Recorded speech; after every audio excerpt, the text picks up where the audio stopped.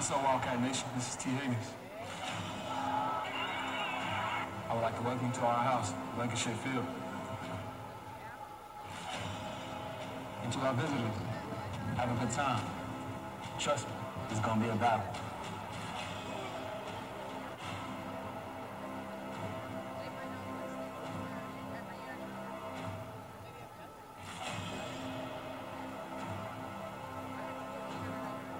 And to our student section, I'll hear you all for 3 minutes, all night long.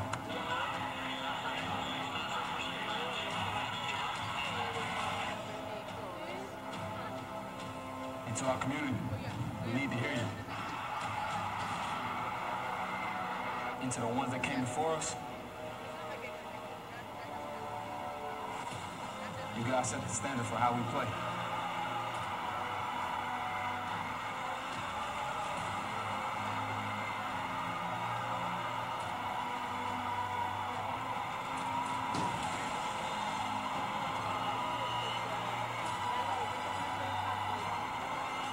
There's nothing like the Walk of Champions.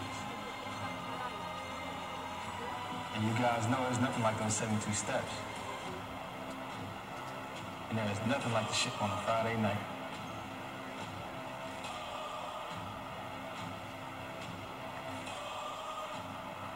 And to all you kids on the hill, when you hear that train whistle, get to the steps and beat on those pads.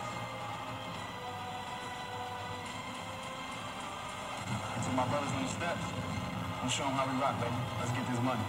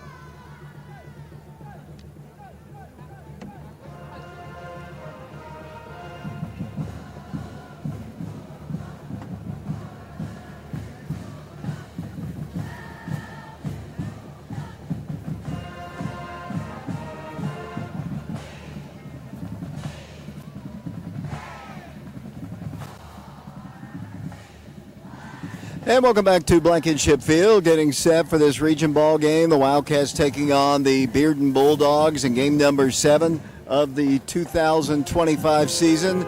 The Oak Ridge Wildcats, I do believe, are making their way down the steps on the home side, wearing their all-Cardinal jerseys, Cardinal pants, white numerals. The Bearden Bulldogs, I assume, are making their way down from the opposite side. They're wearing their all-white jerseys with maroon.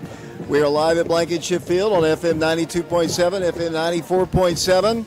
Alex Myers joins us now. Alex, should be a good night of football, and I believe you have the starting lineups for the Oak Ridge High School Wildcats who are making their way down the steps. Yes, David, on defense.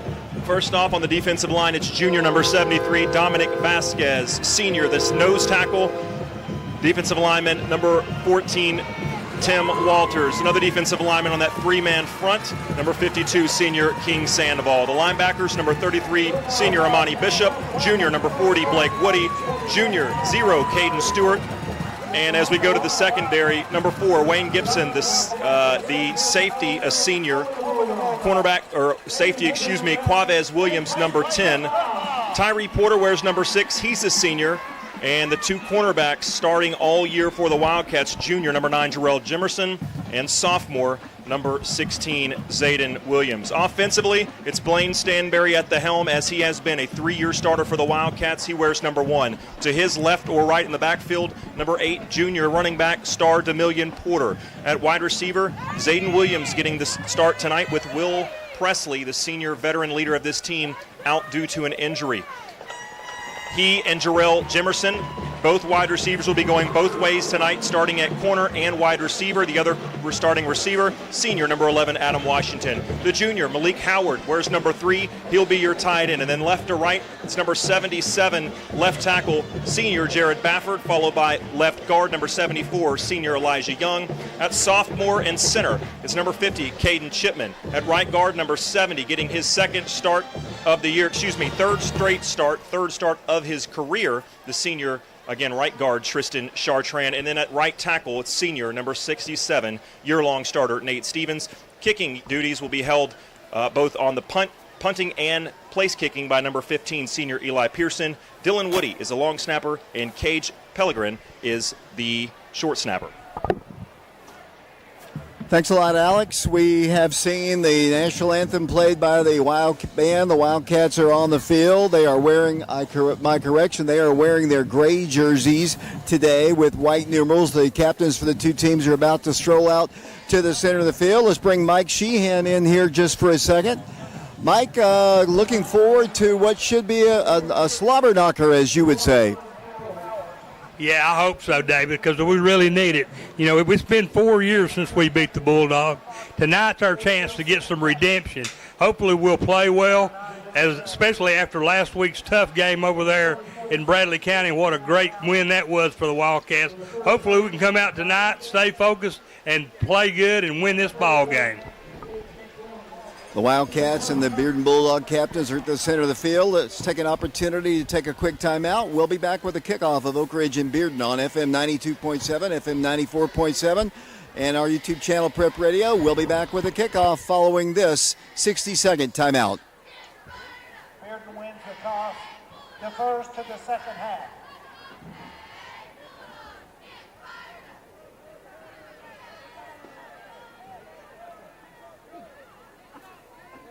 Start the game, Oak Ridge will receive. Bearden will kick off and defend the north goal.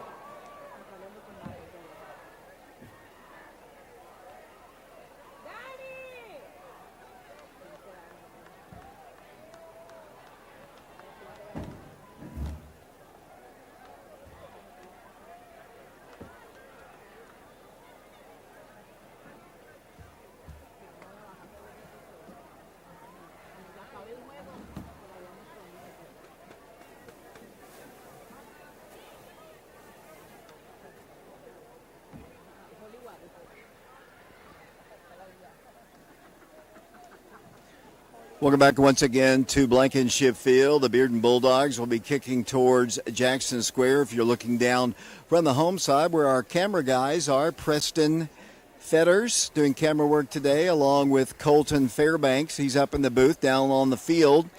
We have Grayson Brown and Matthew Charles. The two teams are about ready. The Wildcats a little slower getting out onto the field. And guys, it's a beautiful night once again. We've been so blessed with the weather so far.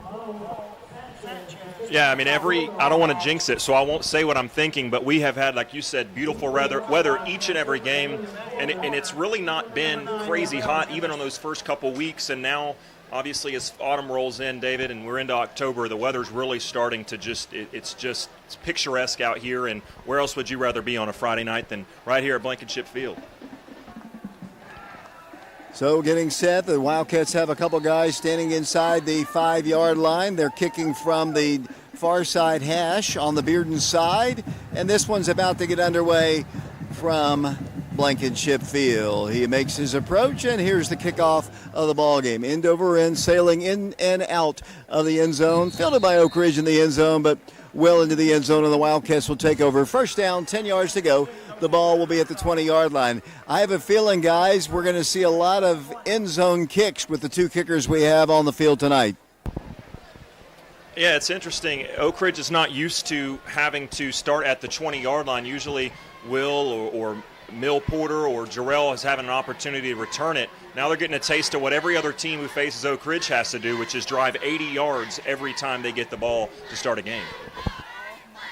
And here come the Wildcats to the line. They'll split out Adam Washington to the right side of the quarterback, Blaine Stansbury. The Wildcats 2 receivers to the left, Jemerson and Williams. The Wildcats are going to give it off to Demillion Porter. He's at the 20 to the 25 up to the 26-yard line. And that is where the Wildcats will have it, second down and about 4 yards to go. It's a nice little start to the game right there. We've seen Oak Ridge with the propensity to just run the ball the first play or two of the game to kind of get in a rhythm, and that's how you do it right there. Stay ahead of the sticks. Second and 3 right here. The whole playbook's open. Wildcats started, looked like they wanted to go quickly, but the Wildcats slow it down just a bit, and they'll come to the line. Second down, it's a long 2, more like 3, as Alex said. Wildcats with nobody in the backfield except the quarterback, Blaine Stansbury, and he wants to pass. Has all day, goes down the field to a wide open Malik Howard, who makes a one-handed grab at the 50-yard line. That situation, guys, Malik was so wide open, Blaine almost missed him, and Malik made just a fantastic catch. Yeah, Malik was coming from the right side of that formation, and so he's looking back to his left towards Blaine. Blaine actually kind of threw that up and to the right, so he kind of looked back behind him and just reached his big paw up there and somehow hung on to that one. Great job by Howard. That's a Tim Bank of Oak Ridge first down. The Wildcats are going to throw out of the backfield. Oh, nice tackle. It's going to be an incomplete pass. Demillion Porter got undercut as he made the catch. He kind of laid him out, did Blaine Stansbury, and Malik, as actually Demillion a little slow to get up. He got blasted right at his knees, and we've got an injury timeout. The Wildcats will attend to Demillion Porter. It'll be when we return 1st and 10. We'll take an injury timeout, sponsored by East Tennessee Spine and Sport. We'll be back in 30 seconds.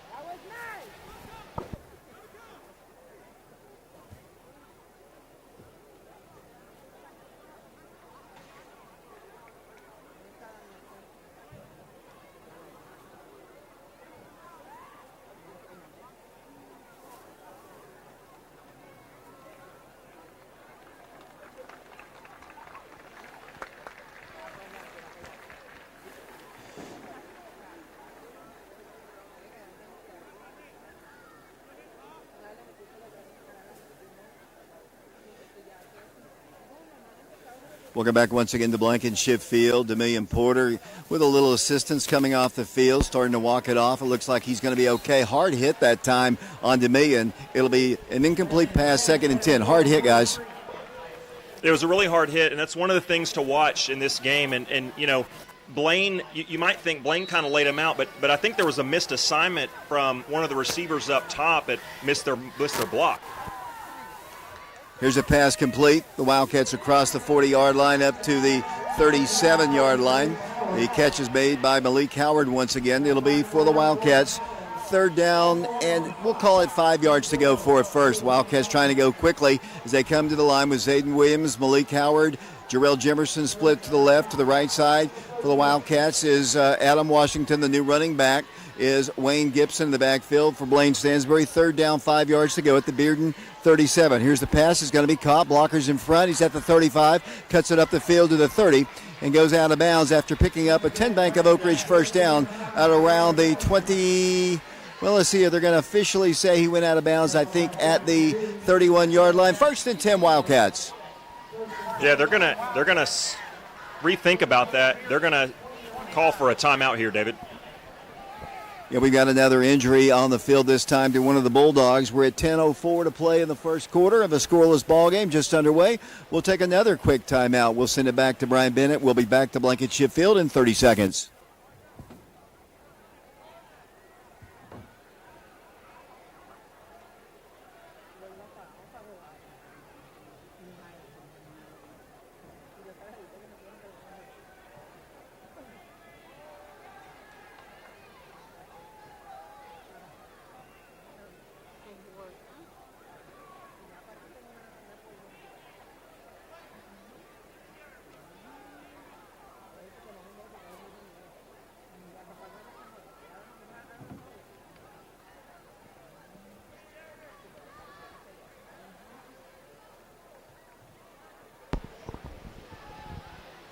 And we appreciate all of our sponsors who are broadcast as we broadcast our ball games all season long on FM 92.7. Alex, the injured Bulldog, still on the field. As you might look across the field, the Oak Ridge student section, we're on fall break, but most of them are in pink, and that is because of Cancer Awareness month, I guess, in October, and we have a shout-out. Yeah, we want to shout out Trissy Chwill in Memphis, who's currently battling breast cancer, and we want to say to Trissy, we appreciate you tuning in, and your nephew Ricky Chitwood is certainly thinking about you, as are we.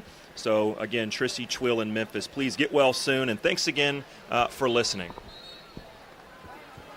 And the injured Bulldog, he appears to be okay. The Wildcats have it first down, 10 yards to go. The ball officially at the Bearden 29-yard line. Oak Ridge trying to win their 7th game of the year. The Wildcats come in as the number 5 ranked team in the state. The Wildcats are going to split out receivers left and right. Wildcats with Blaine Stansbury at quarterback. Wildcats, 3 receivers to his right, 2 to the left. Empty backfield, Blaine back to pass. All day. End zone pass, not quite to the end zone, but it's Malik Howard catching it inside the 5. It'll be first and goal. Oak Ridge, Malik Howard with 3 receptions already, and the Wildcats are knocking on the door. Yeah, it's something I wanted to talk about in the broadcast tonight. With Will's absence, that's why I alluded to the missed block earlier, because Will's such a good blocker. It's not just what he can do from a pass-catching standpoint, it's how he affects the run game with that blocking. Malik Howard going to get a heavy dose tonight with one of Blaine's targets out. First and goal, the Wildcats are going to roll with Blaine Stansbury into the end zone. Touchdown, Oak Ridge. The Wildcats march down the field 80 yards, and we're at the 9:21 mark of the first quarter, and the Wildcats lead Bearden by a score of 6-0. Just a great fake right there, and it's great work by not only Blaine Stansbury on the fake handoff, but a great job selling it by running back Wayne Gibson. He didn't get the ball there, but he sold it. The defense, especially the linebackers, bought it. They went left. Blaine Stansbury went the opposite way, and he was just nobody over there, nothing but green grass. Eli Pearson's kick is on its way. It's up, and it is good. 7-0 Wildcats, 9:21 to play first quarter. We'll be back to Blankenship Field in 60 seconds. Wildcat fans, at this time we want to recognize Laura Lynn Green. State Farm is one of the 2025 scoreboard sponsors. Laura Lynn Green, State Farm Agency. They prioritize the protection of your assets.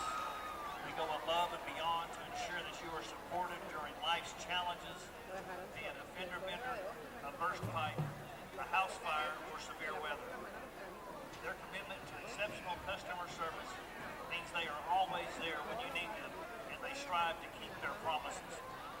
They invite you to visit their office, give them a call, or explore their services online to start creating your personalized insurance plan. Don't forget to ask about their bundling option.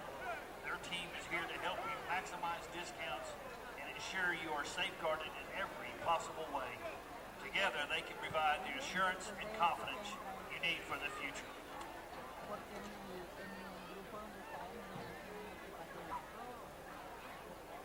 Eli Pearson to kick off for the Wildcats. Deep for the Bulldogs, T.J. Edwards, and number 4, Grant Cross.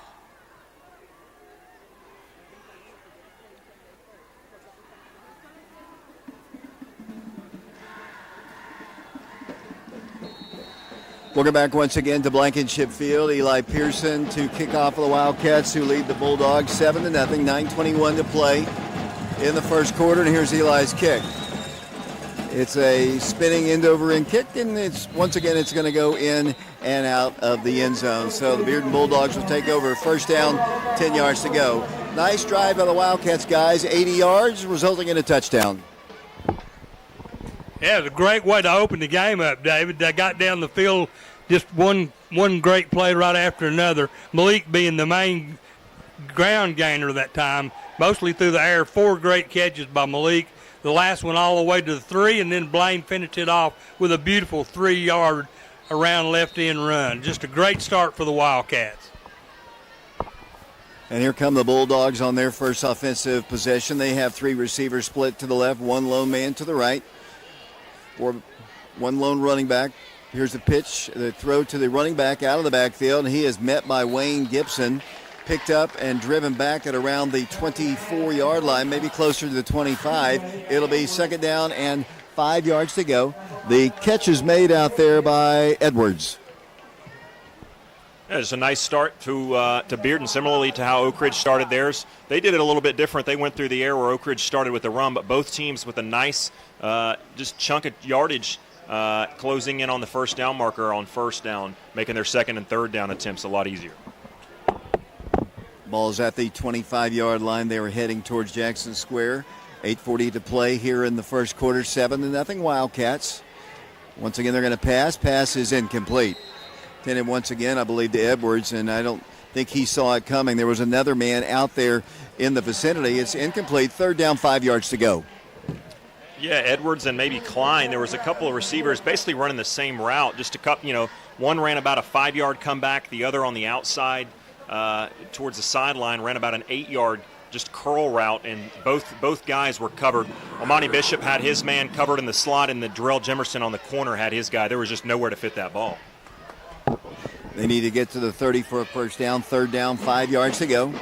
Once again, receivers left and right. High snap, quarterback rolling. A lot of pressure, throws back, and the catch is made at the 25-yard line. He eludes the tackle and picks up a first down.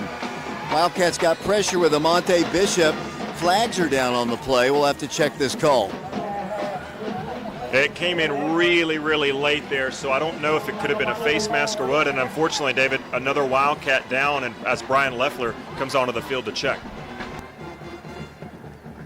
While they attend to the injured Wildcat, it looks like Caden Stewart will take another timeout. The Wildcats on top 7-0, 8:22 to play. We're in the first quarter.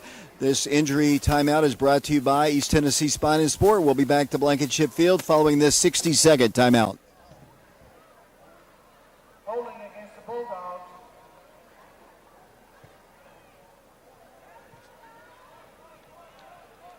Third and 8 from the 22.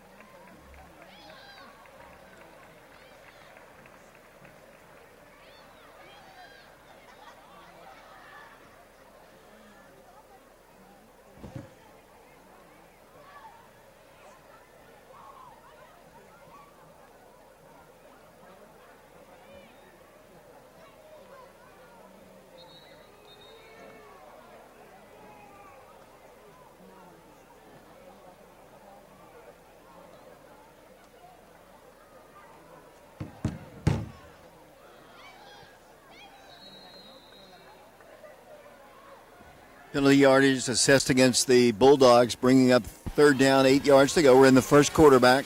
Rolling to his right, fires a pass, almost intercepted by Oak Ridge at the 30. Great anticipation on the play. The pass is incomplete, and the Wildcats will get it as Bearden is getting ready to punt. That's the thing. He's just a sophomore, but Zayden Williams all year, we've talked about it sometimes, David, on the air. He just doesn't get targeted a lot. And as a cornerback, that's the highest compliment another offense and a coaching staff and quarterback can give you is we're not going to throw near you because we don't want you to intercept the ball. You saw why he's so dangerous at the cornerback position right there. As soon as that quarterback reared back, he planted his foot and just broke on it and just barely avoided an interception right there. Great break on that ball. Darrell Jemerson standing back at around his own 38-yard line. Good pressure, a good spiraling kick, angling and taking a good Oak Ridge bounce. Is going to be downed at around the 50-yard line, and that is where Oak Ridge will take over. First down, 10 yards to go, 8:03 to play. First down, 10 yards to go for the Wildcats, officially at the 48-yard line of the Bulldogs. 7-0 Wildcats. I guess we need to get a report from Brian Loeffler on the two guys that have come out of the ballgame. We'll get to that when we can. The ball is at the 48. The Wildcat offense on the field for the second time tonight.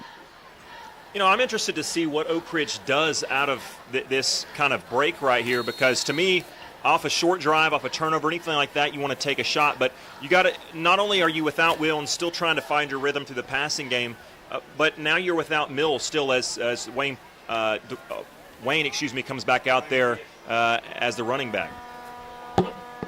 First down, 10 yards to go. Stansberry to pass once again. Had some time. It breaks down. Flags are down. We're going to have a hold. Blaine's running for his life, 45-40, but I think we're going to have a holding call against the Wildcats. 7:52 to play. Blaine had all the time in the world, and eventually a guy came breaking through there, and they're going to call a hold against Oak Ridge. Yeah, terrific job up front initially by the Wildcat offensive line, and Wayne Gibson just tried to protect Blaine while he's back there. But at some point, because of the coverage being so good downfield, Blaine had nowhere to go. And at some point, it starts to break down, and as an offensive lineman, you don't even know where your quarterback is because the pocket's moving around and time's ticking. And at a certain point, it just becomes a really difficult job to try and block your guy without letting him go through. Penalty yardage step back to the Oak Ridge 42. It's 1st and 20 now for the Wildcats. 3 receivers to the right once again.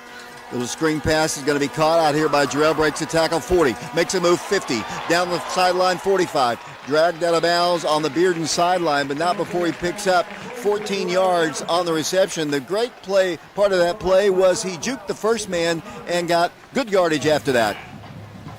When we talk about Malik Howard being the guy that can really step up and take some pressure off for Blaine as kind of the go-to target, but the reality is that Jarrell Jimerson is as experienced as anybody as a pass catcher on this offense, and while he may not have quite the deep ball ability or deep ball expectations as a guy like Will Presley would have, he's actually your best guy with the ball in his hands if you've got one guy to miss, and you saw it right there. The previous drive, they got a first down by just pitching the ball out to him. He's the guy they want to get the ball early and often. Blaine throws wide open once again. Another 10 back of Oak Ridge first down, and once again it's Malik Howard. This time he's inside the 25-yard line up to the 23. Blaine sharp his attack as he connects with Malik once. 10 back of Oak Ridge first down. Yeah, he looks really calm, really confident out there, and why wouldn't he? His offensive line has done a really nice job protecting him earlier, and his receivers have been catching the ball. And again, you said it, David, he just looks sharp and ready to play right now. He looks like you would expect for somebody as a 3-year starter halfway through their senior season. And the Wildcats overcome the holding penalty. 1st and 10 at the Bearden 23-yard line. Wildcats, Zayden Williams, Jarrell Jimerson split to the right. The Wildcats, Adam Washington to the left. Wayne Gibson is the running back. DeMillion Porter came out after the first drive. Wayne's going to get the call. Running, moves the ball 20, and goes down at around the 18-yard line. Tried to make a cut. Looked like his legs came out from underneath him. It'll be a gain on the play, but a short one. Gain of 2. 2nd down, 8 yards to go. Yeah, but David, it looked like that was an RPO, and if Blaine holds that, Malik Howard, if you watch the replay, he throws his arm up to say, I'm wide open, and boy, was he ever. A missed opportunity from Oak Ridge if that was truly an option for him to pull that and throw it, because Malik Howard was totally uncovered into the secondary. They'll go back to that one. 6:26 to play first quarter. High snap. Blaine's going to throw it. He's open this time. Incomplete. I think that pass was intended for Adam Washington. Overthrew him a bit. It'll be for the Wildcats now at the around the 20-yard line. It'll be 3rd down, 7 yards to go. And I'm no great guesser by any means, but I think anyone with common sense, if you're on Beard and you're thinking, I need to find where Malik Howard is and make sure I got 2 or 3 guys on him. Wildcats come to the line once again. 3rd down, 7. Blaine Stansberry rolls to his left, has time, goes into the end zone, passes there, and it's incomplete. It'll be 4th down, and one of the Bearden Bulldogs is down at the 25-yard line. It'll be 4th down and 7 yards to go. We have another injury timeout, so why don't we take it with them? We'll send it back to Brian Bennett. Oak Ridge on top 7-0, 6:10 to play in the first quarter. We'll be back to Blankenship Field in 60 seconds.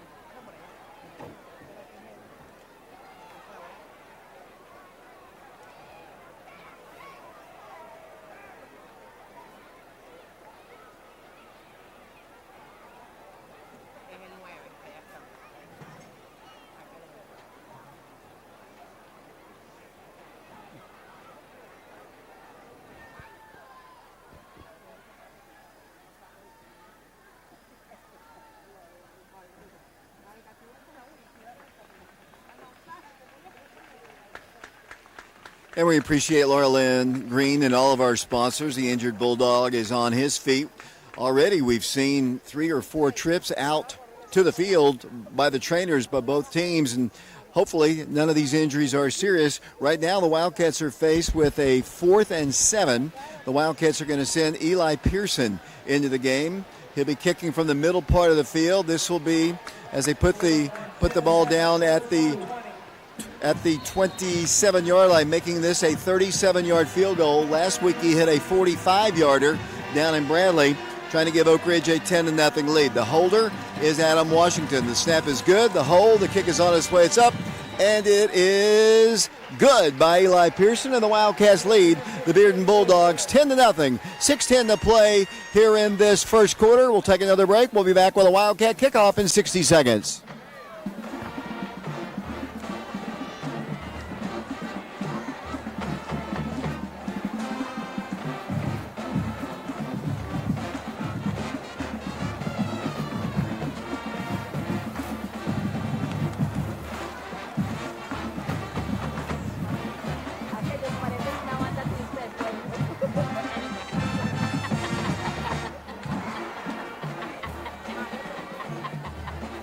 Let's give a shout out to the student section tonight here at Blankenship Field. Let's hear it for Wildcat Pride.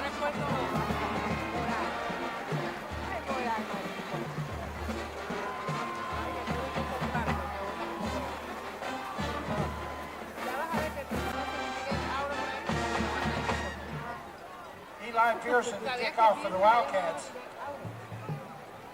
Deep for the Bulldogs, number 4, Grant Cross.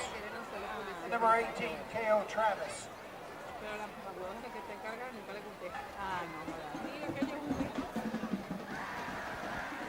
10-0 Wildcats, 6:10 to play first quarter. Another long kick and field goal by Eli Pearson, and he's getting ready to kick off. We'll talk about the field goal here in a second as Eli makes his approach, and here's his kick. He hits it high and long. This one's going to be returnable at the 1, to the 5, to the 10, to the 15, to the 20, outside, and flags go down. We're going to have a block in the back. He returns it all the way up the field near the 40-yard line. And a lot of times you see this when you're so used to the kicks going into the end zone, they might have relaxed just a bit. We'll have to check the flag. Well, either that or maybe a guy was in position or would have been, but there's 3 flags all at the 30 or 27-yard line. So I think 3 different officials saw the exact same thing. And, guess who pushed him out of bounds? It was Eli Pearson. That's probably one of his first recorded tackles, but good for Eli, and it is going to go against Bearden. And let's talk about what a weapon Eli Pearson is. We do that every single week, but what a weapon he is. He truly is, and that's kind of one of the biggest compliments you can give a guy is maybe his return or kickoff coverage unit wasn't quite expecting it because they're so used to him kicking it through the back of the end zone. And when you have to, in high school, of all places, try to drive 80 yards without getting penalties, without dropping a pass, it's such an imperfect sport at this level. It's really hard to do to go 80 yards every time Oak Ridge scores a touchdown. It's one of the reasons why Oak Ridge's defense is able to play with such confidence because they're so used to doing what they're doing now, which is starting on the 20. And again, right on time, David, a false start from Bearden. So just like I mentioned, going 80 yards is tough. It's even tougher when you're having self-inflicted penalties, which is what Bearden does there. They'll actually now start this drive 1st and 10 from their own 13. 6 minutes exactly to play in the first quarter from Blankenship Field. The sun is setting. Next week, the Wildcats will not have a game. They have their bye week next week. The following week, 2 weeks from tonight, they'll be playing their senior night ball game against Hardin Valley. First down, 15 yards to go. Hand off to the running back, and he's tackled right at the line of scrimmage. The good news is Caden Stewart's back in the ball game, and I will give a report on Brian in a moment. Yeah, and actually, David, Connor Snipe, the freshman, is in there. First time we've called his name, and he's getting some starter minutes early here. JT Gormley, we've called his name through the years. He's actually, it looks like, dressed back out tonight, but it looked like Snipe was there making the stop. Wildcats, obviously JT's going to play today, practiced all week, and that's great news. Back to pass, Bearden. Here's a pass. He's going to be caught, or incomplete, I guess, right at around the 15-yard line. It'll be for the Bulldogs now. Third down, 15 yards to go, 5:16 to play. The Wildcats in the lead, 10-0 in this ball game here from Blankenship Field. And folks listening to us might have heard Mike saying it was JT. I saw a snipe out there, 39, but he was right. JT was in on that tackle the previous play. There's a 39 in snipe, but also JT, number 38, is out there at linebacker. So I'm not sure he got the start, but he's out there getting minutes. He and Caden Stewart both out there. That's a great, great sign for Oak Ridge. 39 is Dylan Woody, by the way. Third down, 15 yards to go. The ball is at the 13-yard line. Back to pass once again. Some holding. Here's a pass out of the backfield. The catch is made, and the stop is made right around the 16-yard line. Once again, that is going to be Dylan Woody and JT Gormley on the stop, and the Bearden Bulldogs will be forced to punt. Dylan getting a chance to play because Quavez Williams is unable to go tonight. Yeah, Woody as well as JT, it's almost like we were just talking about them. They said, all right, let's get this straight, fellas. Get that clown up there in the booth, Alex, who's calling me the wrong name, and I'll make sure he calls it the right one this time. So great job, Dylan Woody. Fourth down, 11 yards to go. They'll be punting from the 5-yard line. 4:37 to play in the first quarter. Here's the punt. It's away, a spiraling kick. Gonna this time take a Bearden bounce. Will roll dead inside the 35-yard line at the 34, and that is where Oak Ridge will take over. First down and 10 yards to go. I got a report from Brian Leffler down on the sideline. Demillion Porter is going to be held out for precautionary reasons. Some kind of a hyperextension on his knee, and you know, right now it's 10-0, and right now with a game not scheduled next week, why not? Just give him a chance to rest it, and hopefully it's nothing serious. Yeah, I mean, he popped up on it once he got back on the sideline, just kind of looking here from where we're sitting. He was putting some pressure on it. It was a little ginger, but it looks like he was walking around all right. But like you said, hopefully give him a couple weeks of rest. Hopefully he'll be back out there ready to go. Here's another catch made by the Wildcats, trying to break a tackle and moving the ball across the 40 up to the 42-yard line. It'll be, once again, Jarrell Jimerson there on the reception, and one of the Bulldogs is slow to get up once again. We're down to 4:08 to play. Looks like we have another injury timeout. We're going to get all our breaks in this first quarter. It's 10-0 Wildcats. We'll be back to Blankenship Field in 30 seconds. We have an official timeout.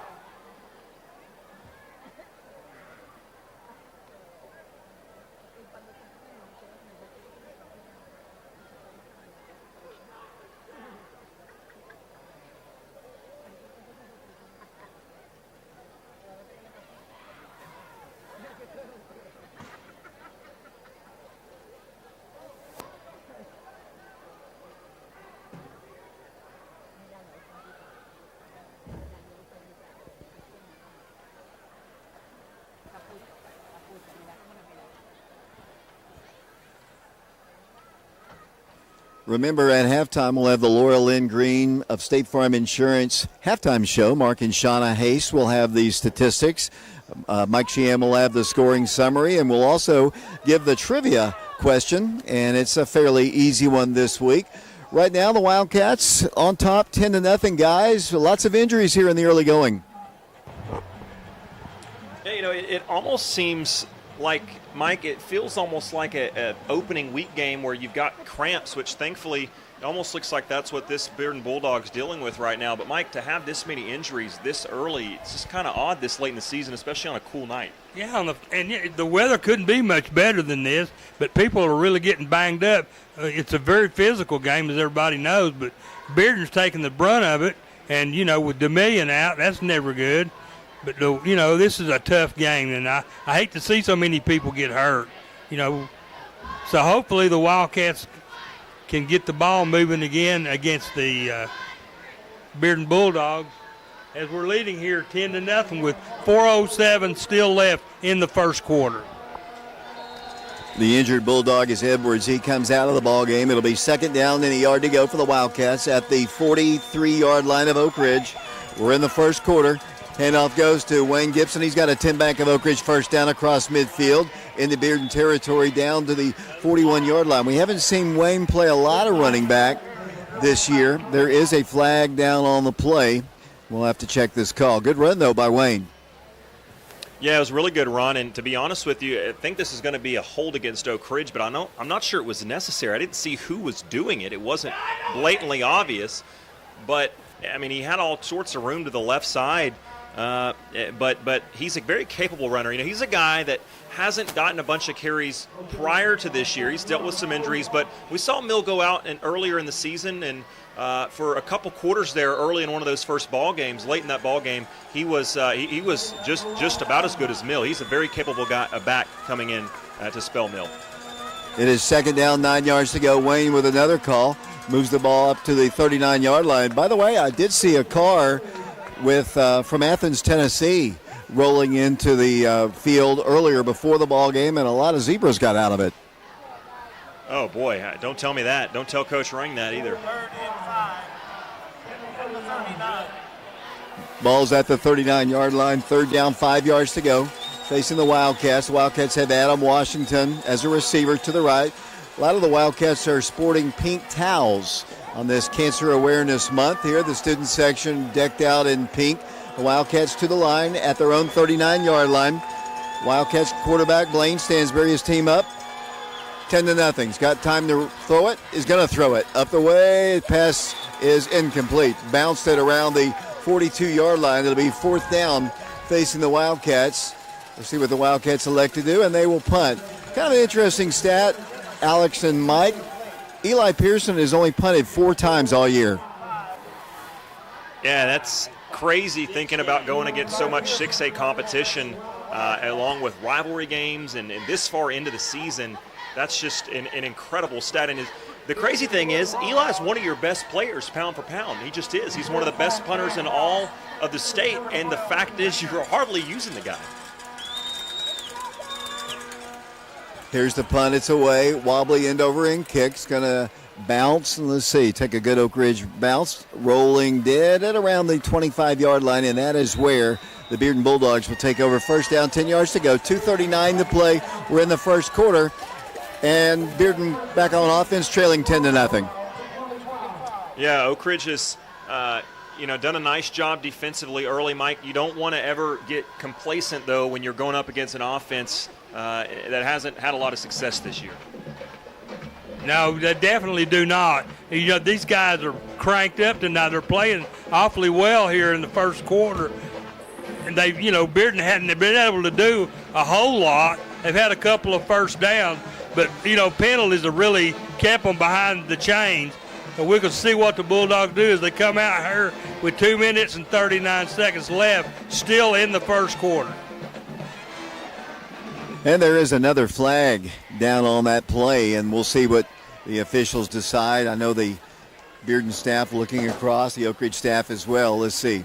Too many penalties already in this ball game. As Mike just said a moment ago, it's been rough for them as they have been penalized several times. They are going to march the ball back. And I didn't see the initial signal, guys. Did you see it? I did not, but, it's got to be a hold, I guess, on Bearden. But the problem is, how do you make that mistake when the ball's not even returnable?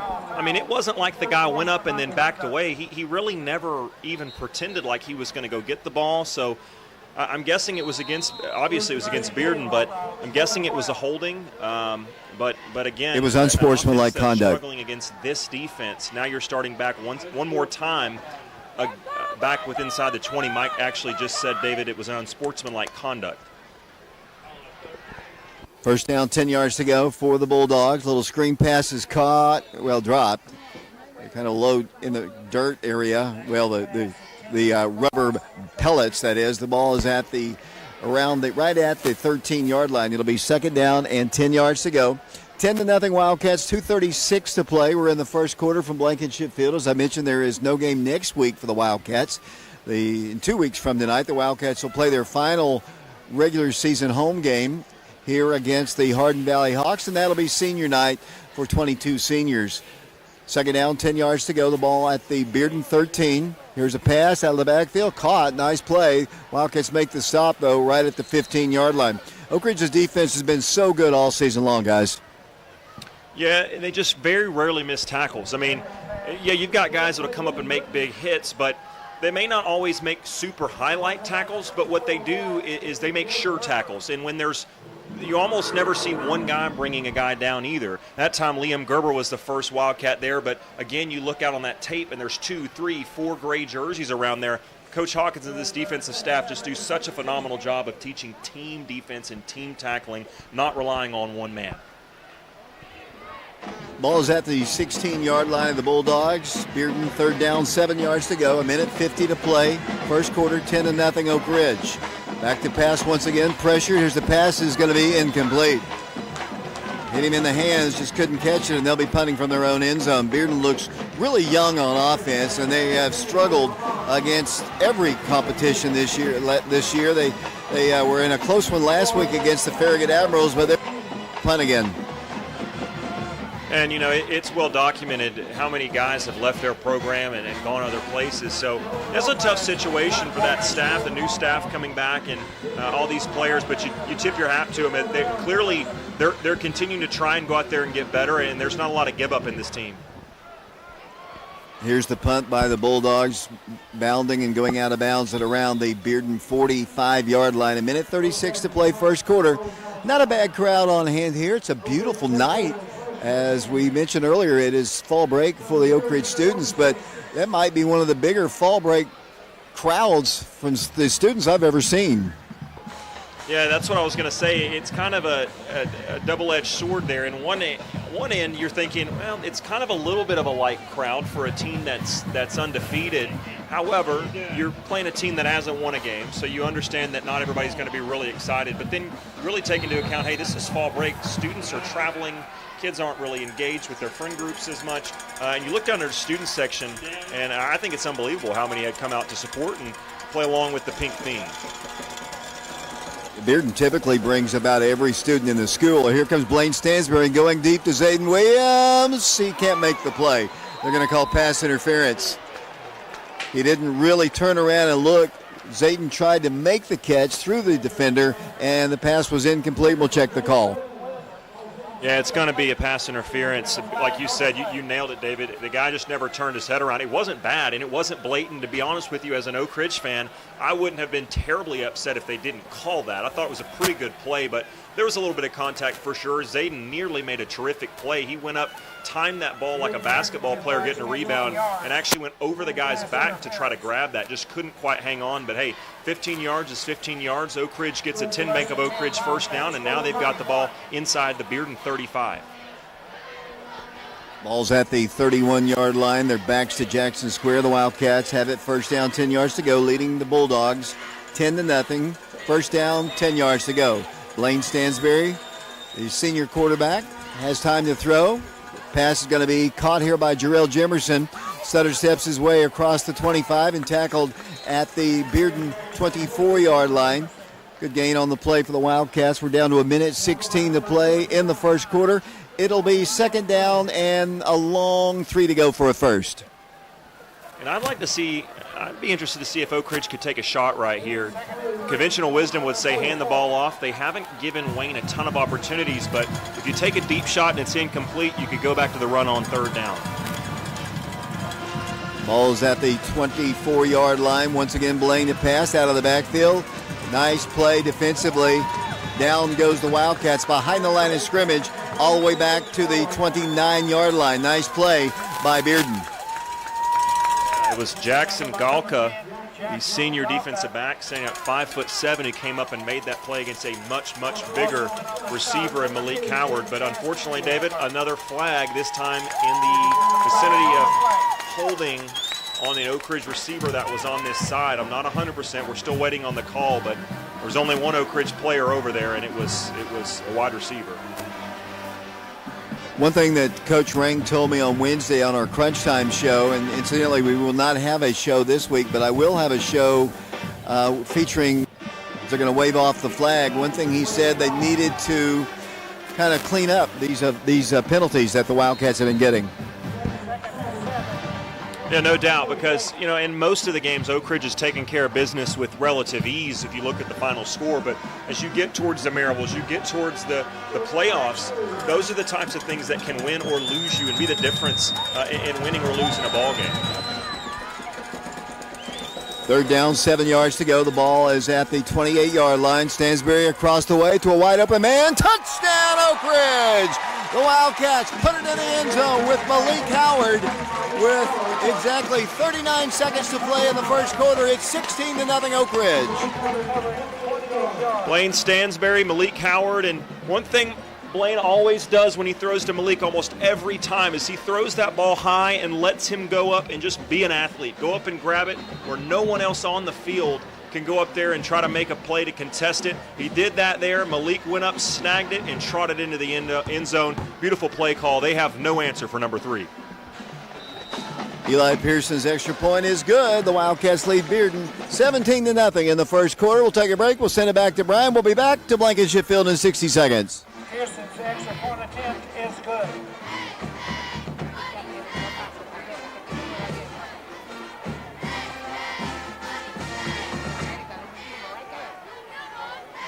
The Wildcat football boosters would like to say thank you to El Hanete for feeding our cast before tonight's game.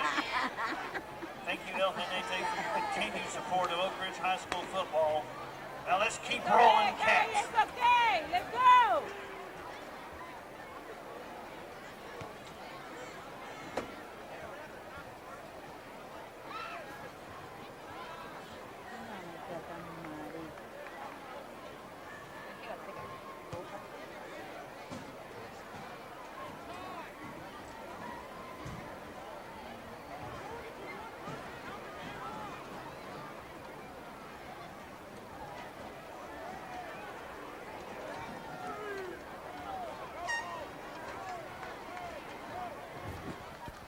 Eli Pearson to kick off for the Wildcats. 17-0. The Wildcats in the lead. We're still in the first quarter. 39 seconds to play. And once again, Eli Pearson will be kicking off for the Oak Ridge High School Wildcats. After the kickoff, guys, talk about what a beautiful throw that was by Blaine Stansbury. And as you said, Malik, nobody can guard him. He's so big. And here's Eli's kick. It's high, and it is going to be fielded at the 3 again, to the 5, to the 10, to the 15, and then the Wildcats make the stop at around the 26-yard line. The stop is made by Oak Ridge, and I think it was made by Tyree Porter of the Wildcats. Beautiful touchdown throw by Blaine Stansbury. Just a beautiful right in stride throw again to Malik. He just reached up, got great soft hands, caught that ball, and drove right into the end zone. What a weapon Malik Howard has been tonight. It's just great to see the Wildcats score 3 times in the first quarter alone. This is going to be hopefully a really good offensive night for the Wildcats, David. 32 seconds to play in the first quarter. Bearden first down, 10 yards to go. The ball at the 26. Screen pass out of the backfield. Big Tim trying to make the stop. Wildcats have a host of gray shirts there right at the 25-yard line, and I believe that'll be the final play of the first quarter. Wildcats on top of the Bearden Bulldogs, 17-0 here at Blankenship Field as the final seconds are ticking down. It'll be a second down 10, and I think Bearden will play it in the second quarter. We'll send it back to Brian Bennett. We'll be back to Blankenship Field in 90 seconds. Tajay Walter.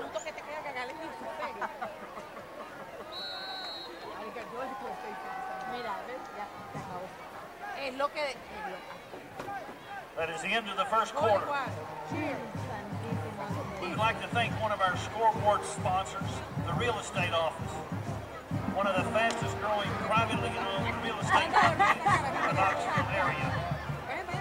Conveniently located right here in the heart of Oak Ridge, the Real Estate Office is your full service resource for buying, selling, or relocating.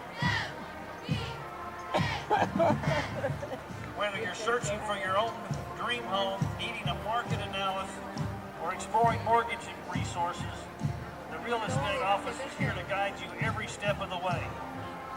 For more information, stop by their Oak Ridge location or visit them online. The Real Estate Office meeting you at the corner of Welcome and Home. Find them at their website, realestateoffice.com.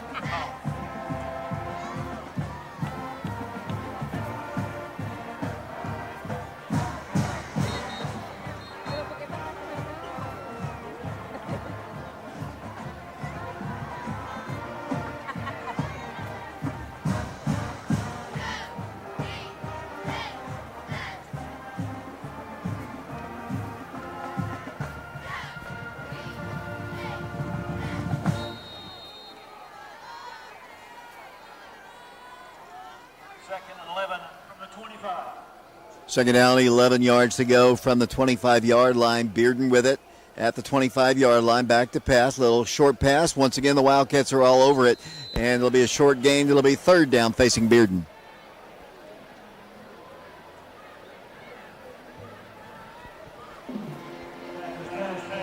Third down, 9 yards to go facing the Bearden Bulldogs. After that short completion, we're down to 11:40 to play in the first half. Ball is resting at the 26-yard line. I'm kind of surprised Bearden hasn't tried to go deep yet. Everything has been short. Yeah, and you wonder if that's just not something they've really got in their arsenal. Perhaps they don't trust their offensive line to protect against this vaunted Oak Ridge front three. I'm not sure, but I'm with you. At some point, I think they just kind of try to throw one up. Third down, 9 yards to go. The Wildcats showing blitz. Here comes the pass. Here's going to be caught. And the Wildcats once again make the stop. Another great play by the Wildcats. This time, Amonte Bishop. It's fourth down again, and Bearden will be forced to punt. Their offense really struggling. Yeah, they're struggling, and you know, I'll say this: they have struggled, and they've struggled all year. Obviously, if you look at their record, but one thing, and I'm not being sarcastic saying this, their band has showed up. I don't know if you've noticed it. I've noticed over here their band has been really, really good. It's 2 weeks in a row. We know the Wild Band's going to bring it. We know how good they are each and every week, but 2 weeks in a row, Oak Ridge's opponent's band has been really impressive. Fourth down, 8 yards to go. Nearly a block punt by Oak Ridge. It's a shorter punt. Takes a good Bearden bounce, though. It's going to roll inside the 30, actually to the 37-yard line, and that is where Oak Ridge will take over first down, but for 10 yards to go. Wildcats almost blocked that one. Yeah, and all three punts from Bearden have nearly been blocked, and Oak Ridge has gotten progressively closer with each punt. So I would not be surprised if maybe a punt or two from now Oak Ridge doesn't get a hand on one and try to block one, because they are really, really closing in on that punter quickly. He's not even really getting a full step into it. He's just having to try to rush it off as quickly as he can. 17-0. The Wildcats have the lead over the Bulldogs. Once again, the offense is on the field. If you just tuned in, Wayne Gibson's playing running back right now. Demillion Porter went down on a very hard, clean hit in the first quarter, and Wayne has taken over running back duties. Blaine Stansbury's going to hand it to Wayne. He's at the 35 to the 43-yard line. That is where he's tackled, but not before he picks up about 7 yards. Just a nice run, nice confident run. And, you know, a game like this could really give Wayne some confidence going in towards the latter part of the season as we get closer to the playoffs. The more carries he gets, the more confidence he's going to get, and the more he's going to get used to working on those handoffs with Blaine. You know, it's always something you worry about with the less experienced running back, and how that running back quarterback handoff situation is going to go on those option plays. Blaine looks to pass deep across the way. Pass is going to be incomplete. Almost picked off. Intended for Malik once again. A lot of white shirts around there. It'll be third down and 4 yards to go. Yeah, Devon Maynard was the nearest defender. A couple of guys were closing in. He had Malik for a second, but I actually thought Amarion Willis streaking over the middle out of the slot was even more wide open. Oak Ridge kind of having their pick right now as far as guys running downfield with opportunities to make plays. 17-0. The Wildcats in the lead. It's third down and 4 facing the Wildcats. 2 receivers to the left, including Adam Washington. Malik's to the right side along with Zayden Williams. Wildcats, Blaine Stansbury. Quick pass to Adam. Makes the catch for a first down at the 50. Makes a cut across the 45 down to the 43-yard line. First and 10 Wildcats. Nice move there by Adam Washington. First and 10 Wildcats. Adams showing a little wiggle there, David. He made not one but two men miss, and you know he's sure-handed. He's a smart player, so he was not going to go backwards. He caught that ball right past the line to gain and to move the change. He didn't go backwards. He took one step forward, made one guy miss, continued to get north and south, didn't dance laterally, made another guy miss, and he moves the sticks all the way to the Bearden 41. Another 10 Bank of Oak Ridge first down. Down to 9:06 to play first half. Blaine rolls to his right, fires a pass out to Malik Howard once again. He's at the 35, breaks a tackle 30, picks up another 10 Bank of Oak Ridge first down to the 28-yard line. First and 10 Wildcats. Malik Howard, a lot of catches already. A lot of catches, and he's building more confidence as well. You know, he's got a little more wiggle in it. It looks like as this season's progressed, he's getting more comfortable running, becoming a ball carrier after he makes those little short catches. He's not just a guy, David, that can go up and make the jump ball catches. He can do something with it after he gets it, even on short passes like that. Line of scrimmage is the 29-yard line of Bearden. The Wildcats already up 17-0. We're down to 8:44 to play. Here in the second quarter, the Wildcats once again 3 receivers split to the right, no running back. 2 receivers to the right. There's movement across by the Bulldogs, and that's going to cost them 5 yards. It'll be 1st and 5. Remember, next week there is no game for the Wildcats. They have their bye week, and much better to have the bye week this in the 8th week as compared to the second week that we've had the last several years. The Wildcats, with some of the hard-hitting style that we've had here tonight, will need perhaps some time to get some of those walking wounded back ready to go. Here come the Wildcats to the line. It's now 1st and 5 at the 24-yard line.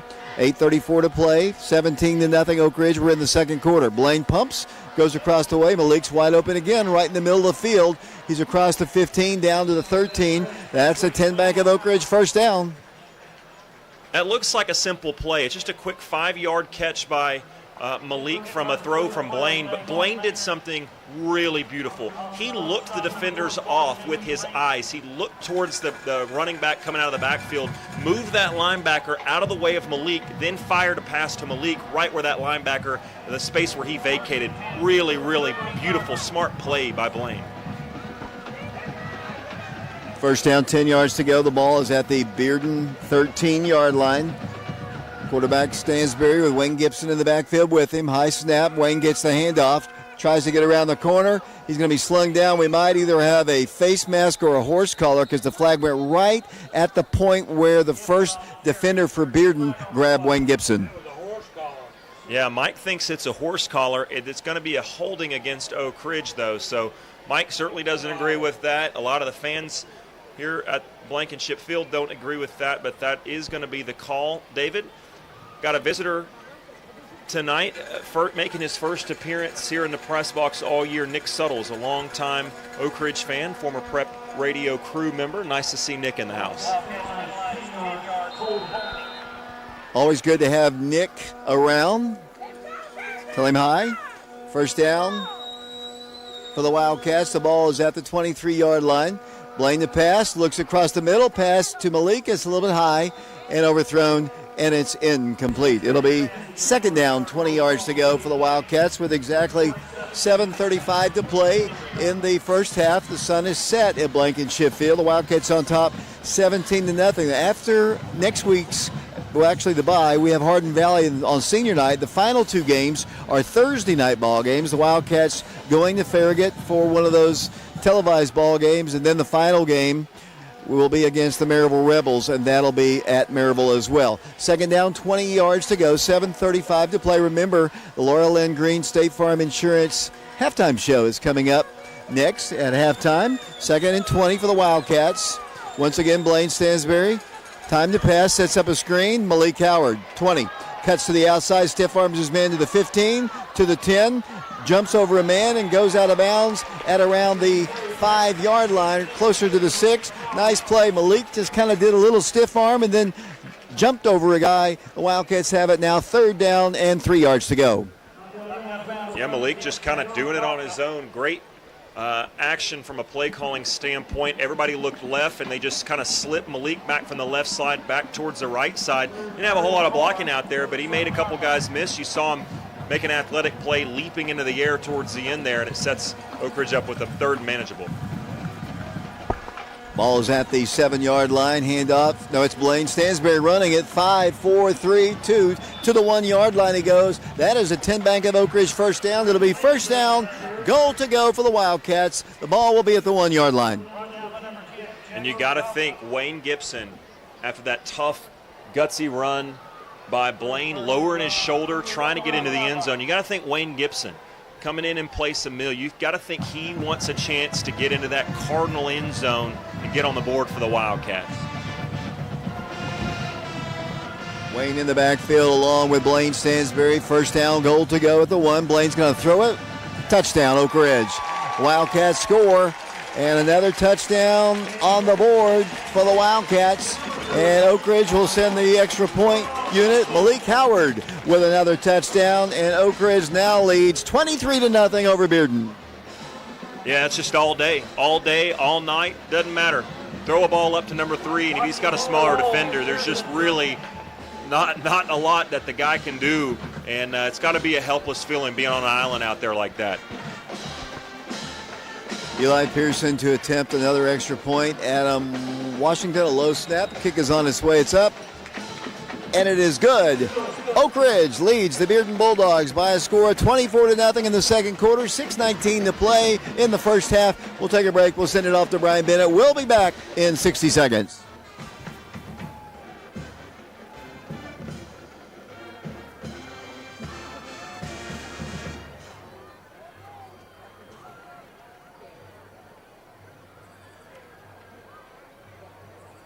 The Oak Ridge High School Athletic Department would like to recognize Giving Hope Healthcare as a proud sponsor of Oak Ridge High School football. Thank you, Giving Hope Healthcare.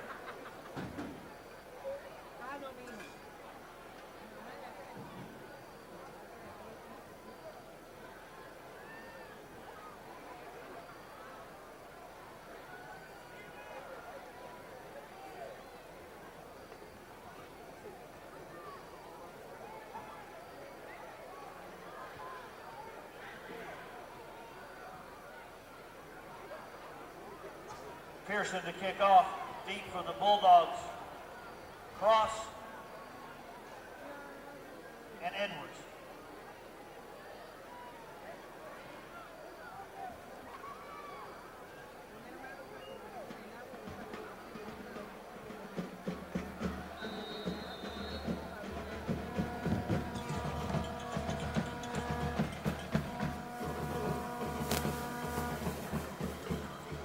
Here's the kick by Eli Pearson. This one goes into the end zone and out of it. And with 6:19 to play in the first half, the Bearden Bulldog offense will try to get something going here. They trail the Wildcats 24-0 here in the first half. Yeah, and Bearden, again, that time Pearson's, for the first time tonight, Pearson's kick goes into the end zone, and that's what we're used to seeing. And, you know, it's just tough. Bearden's in a tough spot because when an offense is struggling, the first thing you want to do is say, hey, let's get back to the ground. Let's do the simple things. Let's get a couple first downs, and then we'll see what happens. But when you start falling down and you look up and you're down 3 possessions, it's 24-0. The next thought is, well, we're just going to have to start throwing it. We don't have time. And the reality is Bearden hasn't shown an ability to throw the ball deep, and they're just in a world of hurt.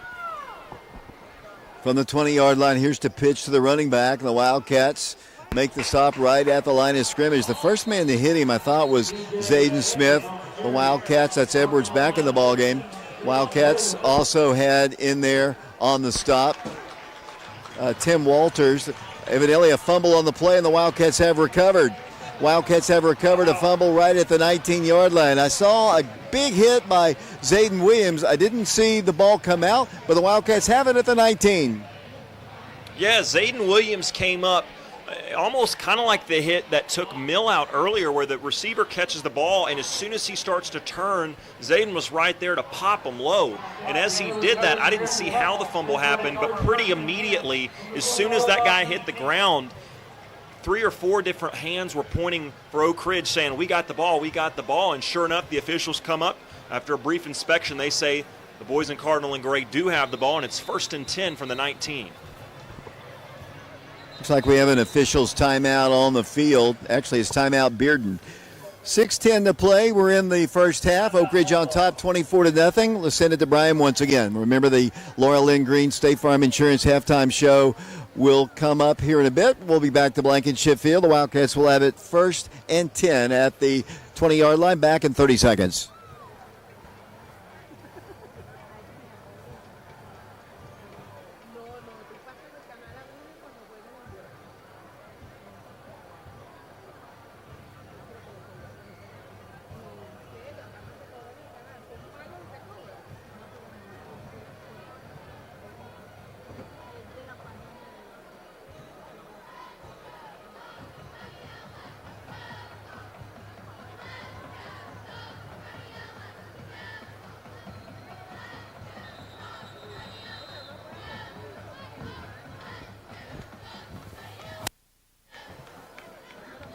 Remember, at halftime, we'll be giving away the Fats Barbecue $30 family pack to the person who can answer the trivia question. Stay tuned for that.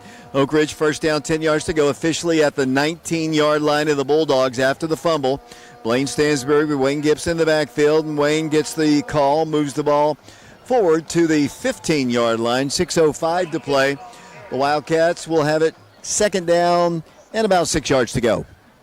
Brought down by number 50, Joe Bolton. Yeah, nice start to start that drive. I'm telling you, David, I would like to see Wayne Gibson in here, another guy. Oak Ridge, we see him on defense start to get some new guys in early in this ball game, and right now they've got another freshman, really, really talented player for Robertsville last year, number 23. And Dave, talk about his ability to make plays even as a youngster. Yeah, Josiah McClure, he can do it all on both sides of the ball. He played a lot of defense last week against Bradley. In the junior varsity and freshman ball games, he has really lit it up for the Wildcats. Blaine the pass, has time, end zone, pass is batted away, almost intercepted. That time, Wildcats quarterback had a lot of time, but the pass is incomplete. It's 3rd down and 7 yards to go. Actually, more like 3rd down, 6 yards to go. 5:17 to play first half. Yeah, it looked like he was going for McClure, who was running open in the back of the end zone, but I think Jarrell Jimerson actually had a little more space to work with, and Blaine kind of throwing back behind his body, a little bit of a dangerous throw, but thankfully it fell harmlessly to the turf, bringing up a 3rd down. But Oak Ridge, again, with a couple different guys open downfield. Look at the mismatch that Malik has defending him. They're just so small. Blaine the pass. Throws it up for grabs, end zone, overthrown, incomplete, and it's 4th down. And the Wildcats probably will get Eli Pearson into the ballgame to attempt another field goal. Oak Ridge already up 24-0, 5:11 to play in the first half, and indeed Eli Pearson's in the ballgame. Yeah, not a bad miss, though, by Blaine. They've seen Oak Ridge run that kind of stutter wheel route with Malik kind of faking like he's going to block for the outside guy, then just kind of looping behind him towards the end zone. We've seen it be wide open at earlier times of the year. That time, tip your hat to Bearden. They had a nice play on it. They were right there ready for it, and Blaine misses long and high where they don't have a chance to make a play on it. 32-yard attempt by Eli Pearson. Lots of pressure. Kick is on its way. It's up by Eli Pearson, and it is good. Eli Pearson with another 3 points on the board for the Wildcats. It's now 27-0 Wildcats, 5:10 to play in the first half, and we'll be back for another Wildcat kickoff in 60 seconds.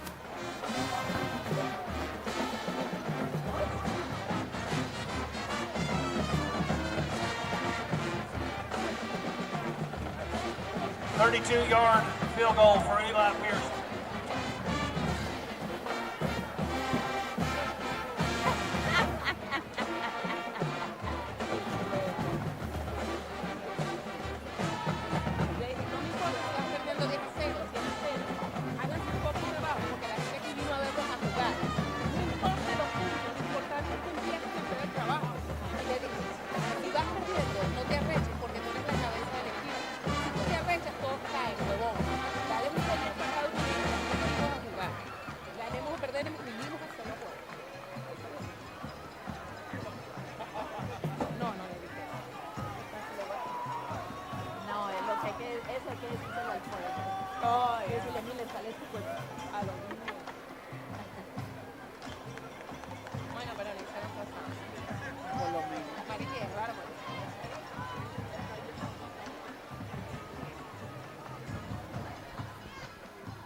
5 minutes, 10 seconds to play, first half. The Wildcats all over the Bulldogs, the outman Bulldogs. Bulldogs are in a tough spot. Their coach was relieved of his duties right before the game. They had a lot of their players leave to go to other schools.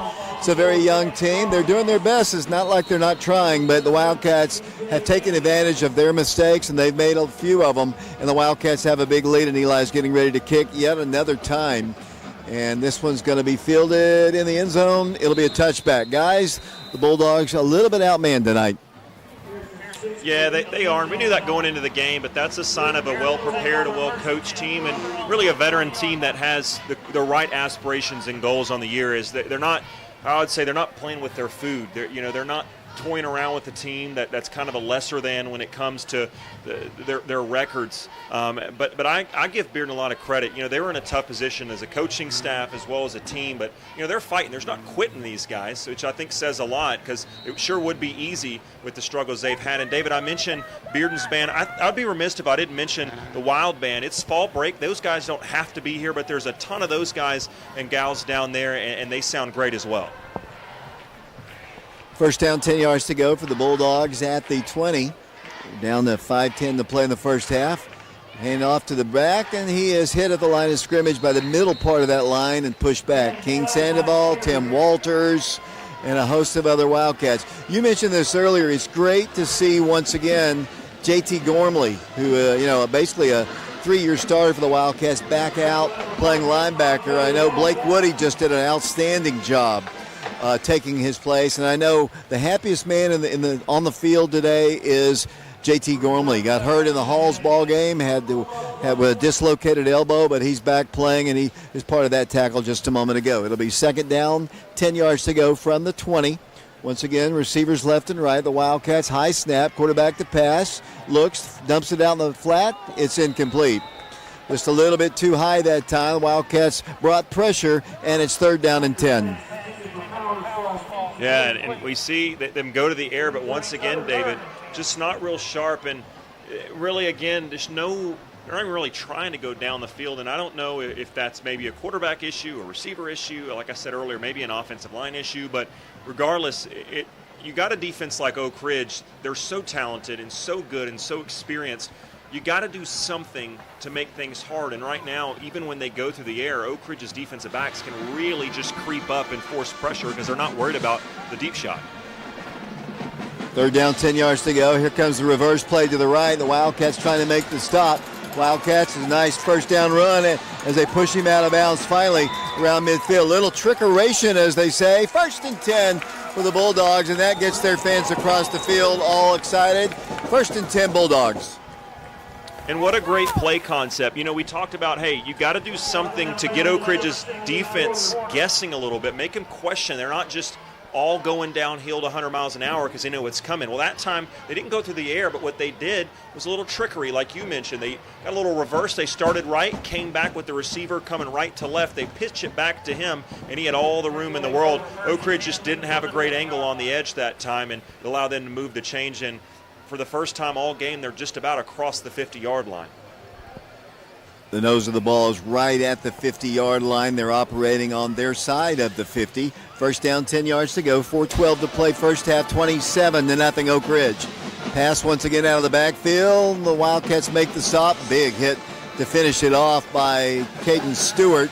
Wildcats also there with Dominic Vasquez. It's going to be no gain on the play. The ball is exactly where it started on first down, just on the right hash this time, second and 10. Yeah, just another, like you said, Bearden gets a yard or so. Maybe they really actually, they don't even give him that. They say he got back just barely to the line of scrimmage. But, Oak Ridge's defense just really teeing off on those first down runs because there's just not a lot of variety in what we've seen. Second down, 10 yards to go once again. Wildcats, quarterback is going to pass. Pass is caught for a first down across the 35-yard line. Nice play. Wildcats make the stop right at the 35, but not before Bearden picks up a first down. By far their best drive of the night.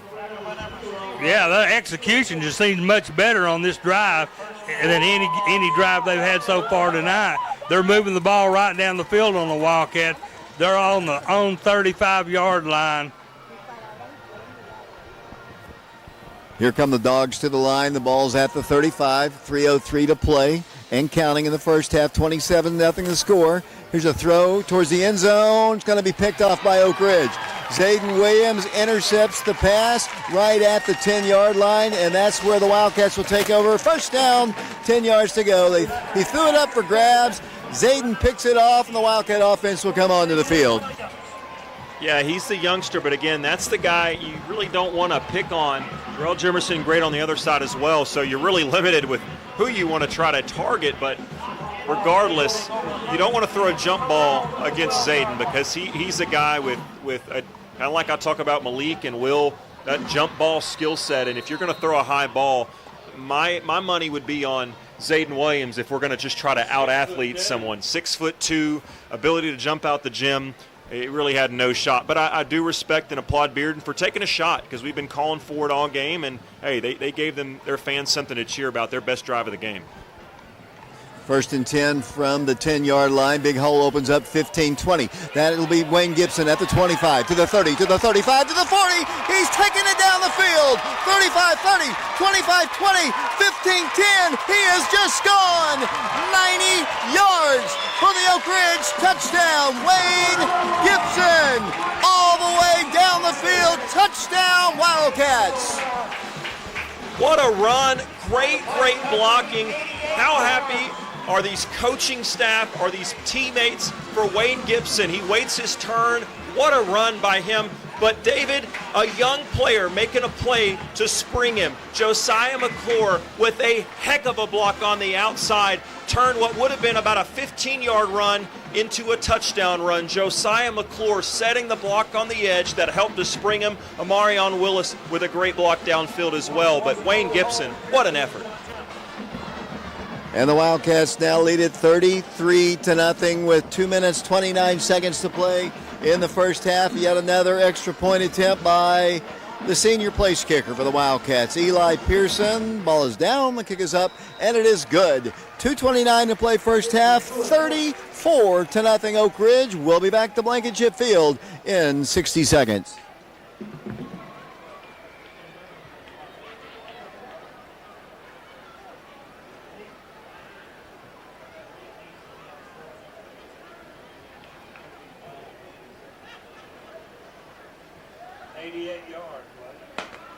On the 12, is that right?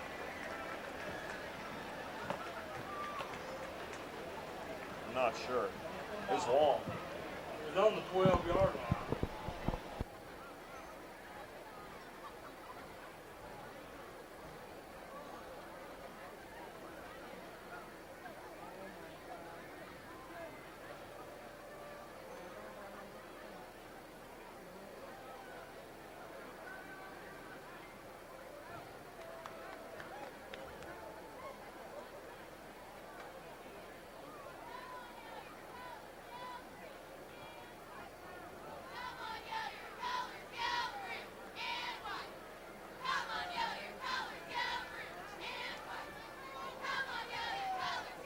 Sportsmanlike conduct penalty against the Wildcat is assessed on the kickoff. Wildcats will be penalized on the kick. This is David Cleary along with Alex Myers, Mike Sheehan, Preston Fetters, along with Colton Fairbanks, our camera personnel. We've got Matthew Charles and Grayson Brown. The Wildcats to kick off here. 2:29 to play. It's been all Oak Ridge here in the first half.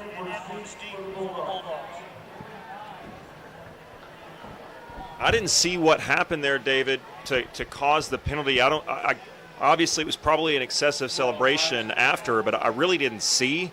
I don't know. I don't know. The Wildcats to kick off once again. It's going to be a little pop-up kick angling towards the Oak Ridge sideline. Fielded at the 30 to the 35 to the 40. Trying to get outside. Nice tackle by the Wildcats. The stop is made out there by Willis, and it'll be for the Bulldogs. First down, 10 yards to go. The ball at the 40-yard line, 34-0 Wildcats.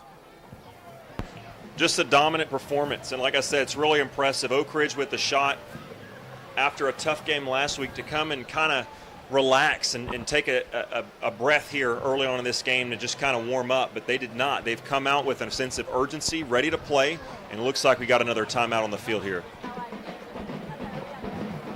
Let's take it with them, the Wildcats. Remember, we'll have the Laurel and Green of State Farm Insurance halftime show. Mark and Shauna will have the stats. Mike Sheehan will have the scoring summary. We'll also have the giveaway of the Fats Barbecue $30 family pack. Of course, we're going to do it a little bit differently this week, guys. We're going to have them text to that number as opposed to call, because a lot of times the calls just don't get answered because they're coming in so rapidly. So you'll need to text at 865-310-7207 after Alex gives the trivia question.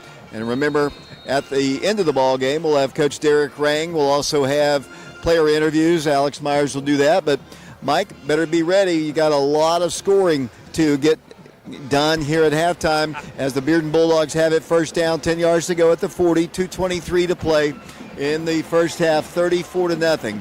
They're going to pass again. Pass is going to be, I believe, caught. It is right around the 42-yard line. It was a low pass defending the Wildcats. It's a very short gain for Bearden. It'll be second down and 8 yards to go.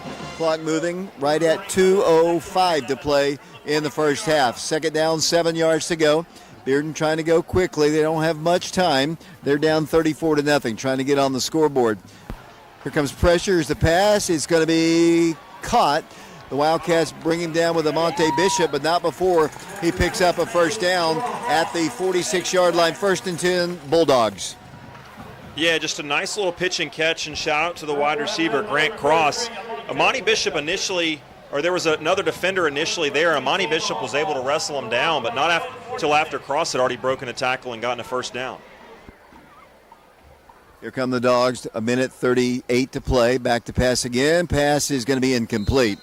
Jarrell defending along with Bishop. It stops the clock at 1:33 to play in the first half. It'll be second down and 10 yards to go. You know, I know that they don't have a great downfield passing game, clearly. We've kind of belabored that point, but you got to think about running some different routes, David. Oak Ridge is really going to start keying in on those little comeback, little curl, those short routes where the receiver just kind of stops and looks back and waits on the ball. If they don't switch something up, eventually Oak Ridge is going to break on one and they're going to get another interception. Second down, 10 yards to go. Here comes pressure again. There's some holding, nothing called. Pass is going to be intercepted by the Wildcats. Oak Ridge gets it on the deflection, and Oak Ridge will take over. First and 10, Tyree Porter with the interception. The Wildcats first and 10 at the 37-yard line. Just like we said, a guy comes back. It wasn't as short of a route, but the guy turns around and looks, and it was just a little bit too high. Not a terrible ball, but when you throw that ball high, a lot of times off the receiver's hands, which is what happened here, he just kind of almost volleyballs up, where you just almost tip it up, and that allowed Oak Ridge to have a couple players come over there and dive for it. Tyree Porter did just that. We know he's a ball hawk. If the ball's around, he's coming down with it, and that's exactly what happened. First and 10, Wildcats at the 37, a minute 27 to play in the first half. The Wildcats wanting more. Blaine Stansberry goes across the way to a wide open man at the 50. That's a 10 bank of Oak Ridge first down. Zayden Williams on the reception. The ball is at the 47-yard line. First and 10, Wildcats. And that's a guy I'd like to see get him more involved, especially with Will being out for a little while with an injury. He's got the potential to be a true weapon on offense, but he's just not had a lot of opportunities. I want to see him get more comfortable in this offense, as it looks like we're going to have another timeout on the field, this time Bearden. And I'll take it this time. 1:21 to play, first half, 34-0 Wildcats. Back to Blankenship Field in 30 seconds.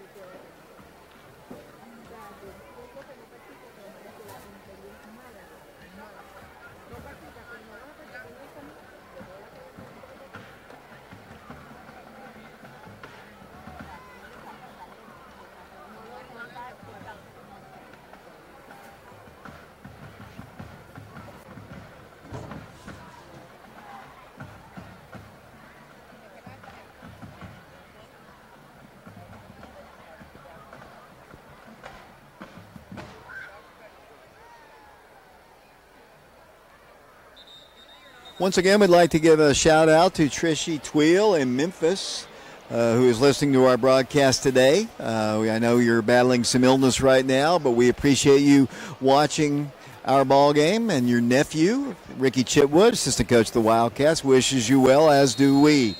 First down, 10 yards to go. The ball officially at the 46-yard line of the Bulldogs. 1:21 to play in the first half. Wayne's going to run it again. No, he fumbles it. And a flag came in, or maybe it was the beanbag. It is going to be a fumble. Just a missed handoff that time. Wayne got it, I thought, clearly, and the Bulldogs have recovered the fumble. The 1:16 to play in the first half.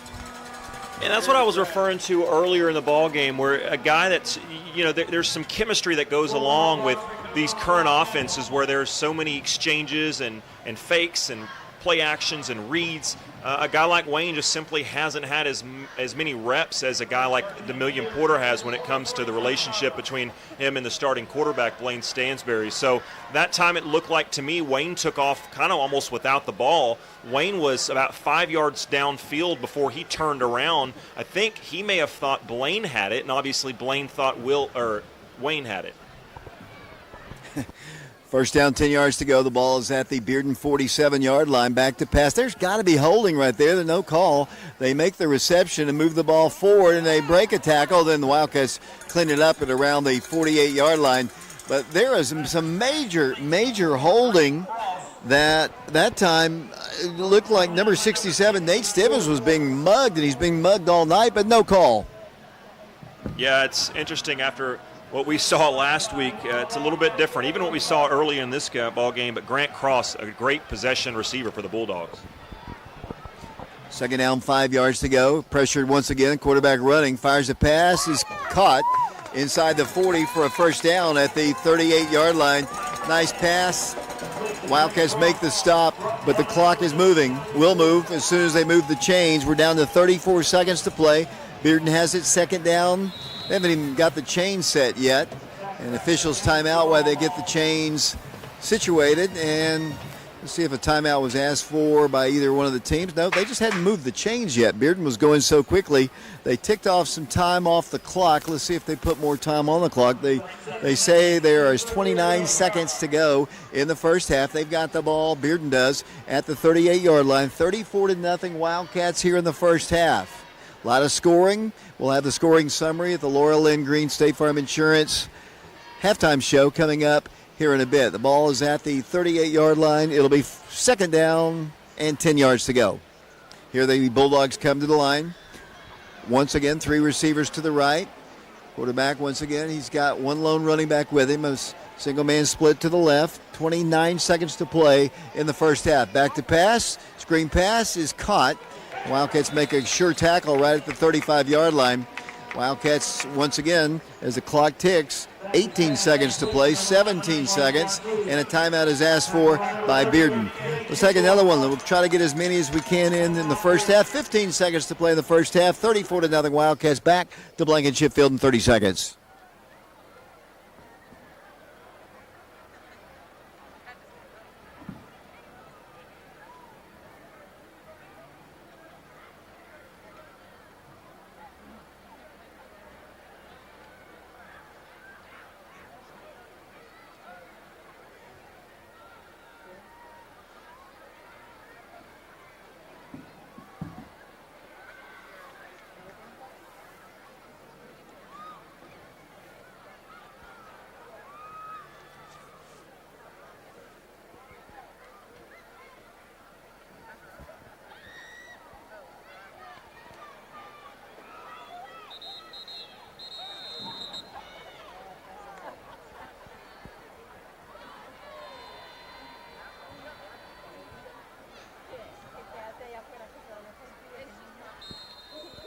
Third down, 7 yards to go for the Bearden Bulldogs. The ball at the Oak Ridge 35-yard line. 15 seconds to play in the first half. 34-0 Wildcats. Bearden, Wildcats showing blitz. Back to pass. Pressured. Quarterback hit. Throws it up for grabs. Pass is going to be incomplete. Right around the goal line. It'll be fourth down, 7 yards to go. Now 9 seconds showing on the clock. Quarterback paid the price for that one. Got popped from the outside. It'll be fourth down. Yeah, the sophomore, Aiden Thacker, he showed the ability to go deep. I know he kind of underthrew the one earlier. That was just about a perfect pass.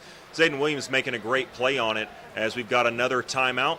David, let's go ahead and take one with him as Oak Ridge calls one. We'll be back to Blankenship Field in 30 seconds.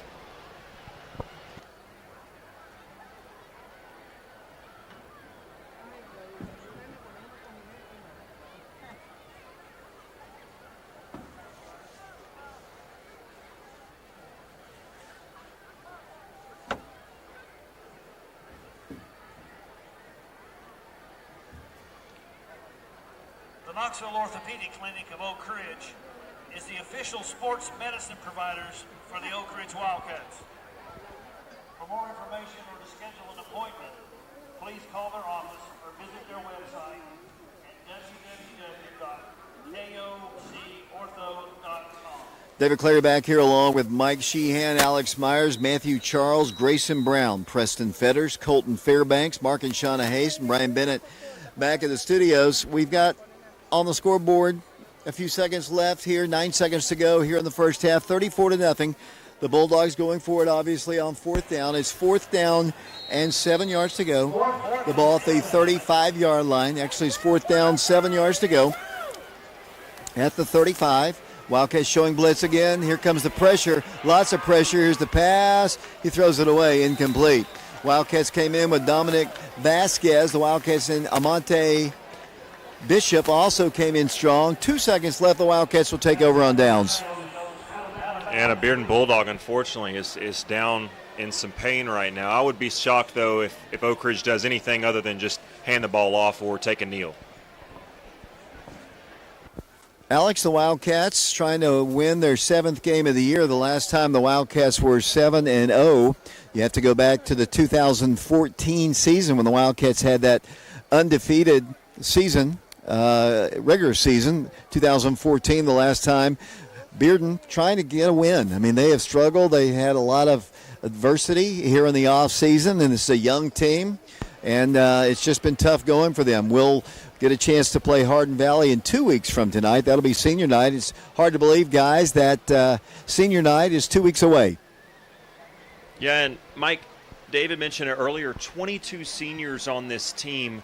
You know, Oak Ridge clearly making the most of it. They've had such a great start, as we're just talking about, 7-0 to start the season for the first time if they win tonight since 2014. But, boy, 22 seniors, how does that impact just kind of the chemistry in that locker room? Oh, absolutely. This team has really came together, and they played much better than I thought they would.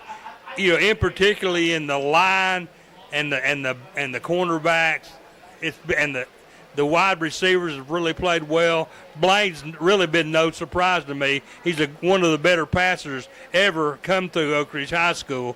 This is just a really good team. You know, one thing I wanted to talk about, too, the Wildcats are trying to end a 4-game losing streak to the Bearden Bulldogs. The Wildcats do lead the series 15-6, which started long time ago, but the Wildcats trying to end a streak, the longest winning streak. That is actually the second longest winning streak against Oak Ridge going. The longest streak, we'll see that team. That'll be week number 10 when the Wildcats take on the Maryville Rebels. The Wildcats have not beaten the Maryville Rebels since 1969, and the Wildcats will play them week 10. They've got Farragut and Hardin Valley before that, but, you know, Wildcats have an opportunity, especially with Hardin Valley and Farragut coming up. Both teams have struggled a bit to hit that Maryville ball game at 9-0.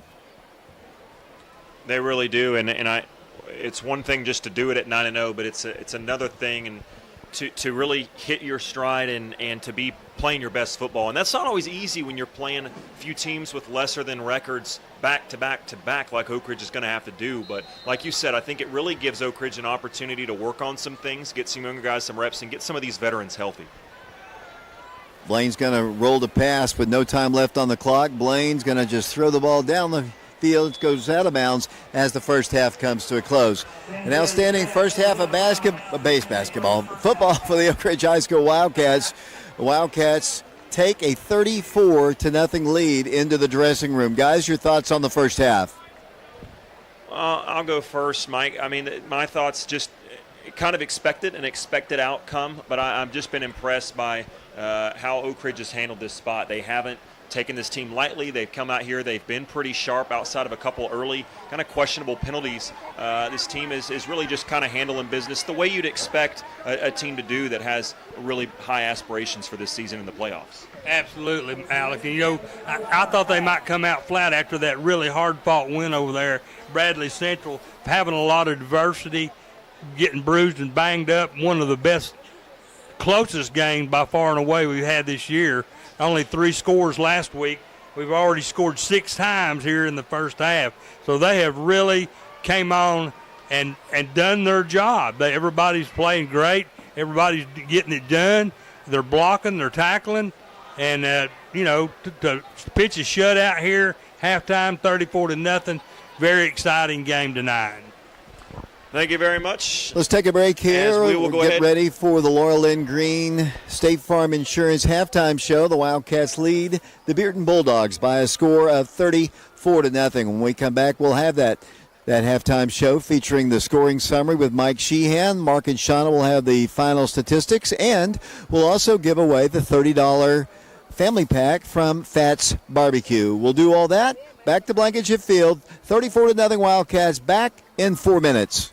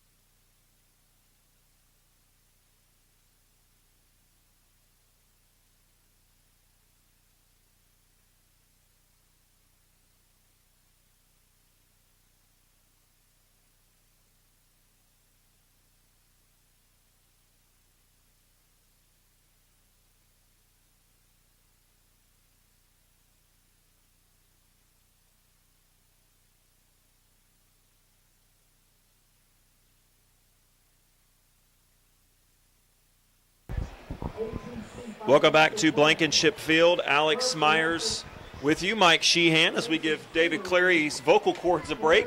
We'll come in and talk some stats, some highlights, scoring summary from Mike Sheehan momentarily. But first, it's one of our favorite parts of the halftime show, again brought to you by Laura Lynn Green State Farm. Fats Barbecue. You've heard their commercials. Perhaps you've tried their food.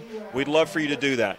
This is where a family atmosphere meets terrific service. For the past 30 years, we've proudly served our community from our storefront at 366 East Tennessee Avenue here in Oak Ridge. In addition to our beloved restaurant, they also offer a food truck and catering services, ensuring they bring you delicious barbecue to you wherever you are. Their commitment is to create a welcoming space where everyone feels like they truly belong.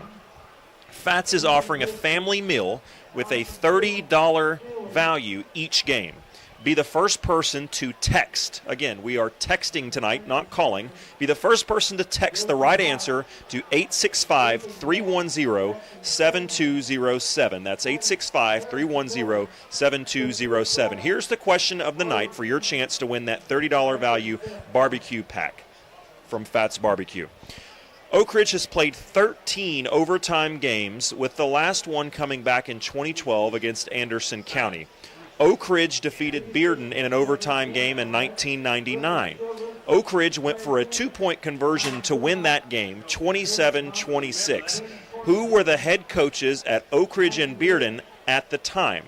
Again, in 1999, Oak Ridge defeated Bearden in an overtime game.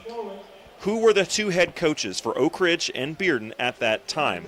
Text, be the first one to text the right answer to 865-310-7207 to win that $30 value. In the meantime, we'll announce that winner just momentarily. But until then, Mike, you've got the first half scoring summary. I hope you've done your breathing exercises, because you got a lot to talk about. Thanks a lot, Alec. I haven't, but I think I can handle it. To start this game off, it was very exciting.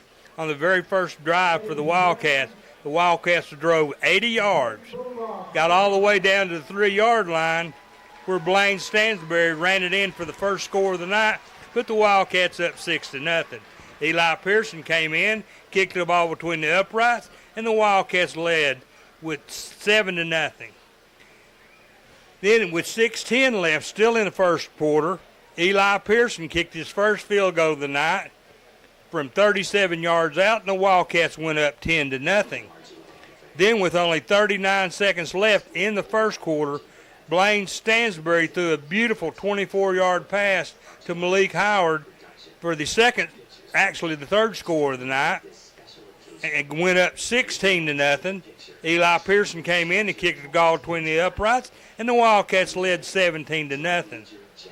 Then with 6:19 in the second quarter, Blaine Stansbury threw a 1-yard pass to Malik Howard, who those great soft hands caught it for the touchdown. The Wildcats went up 23-0. Then Eli Pearson came in and kicked the ball between the uprights, and the Wildcats led 24-0.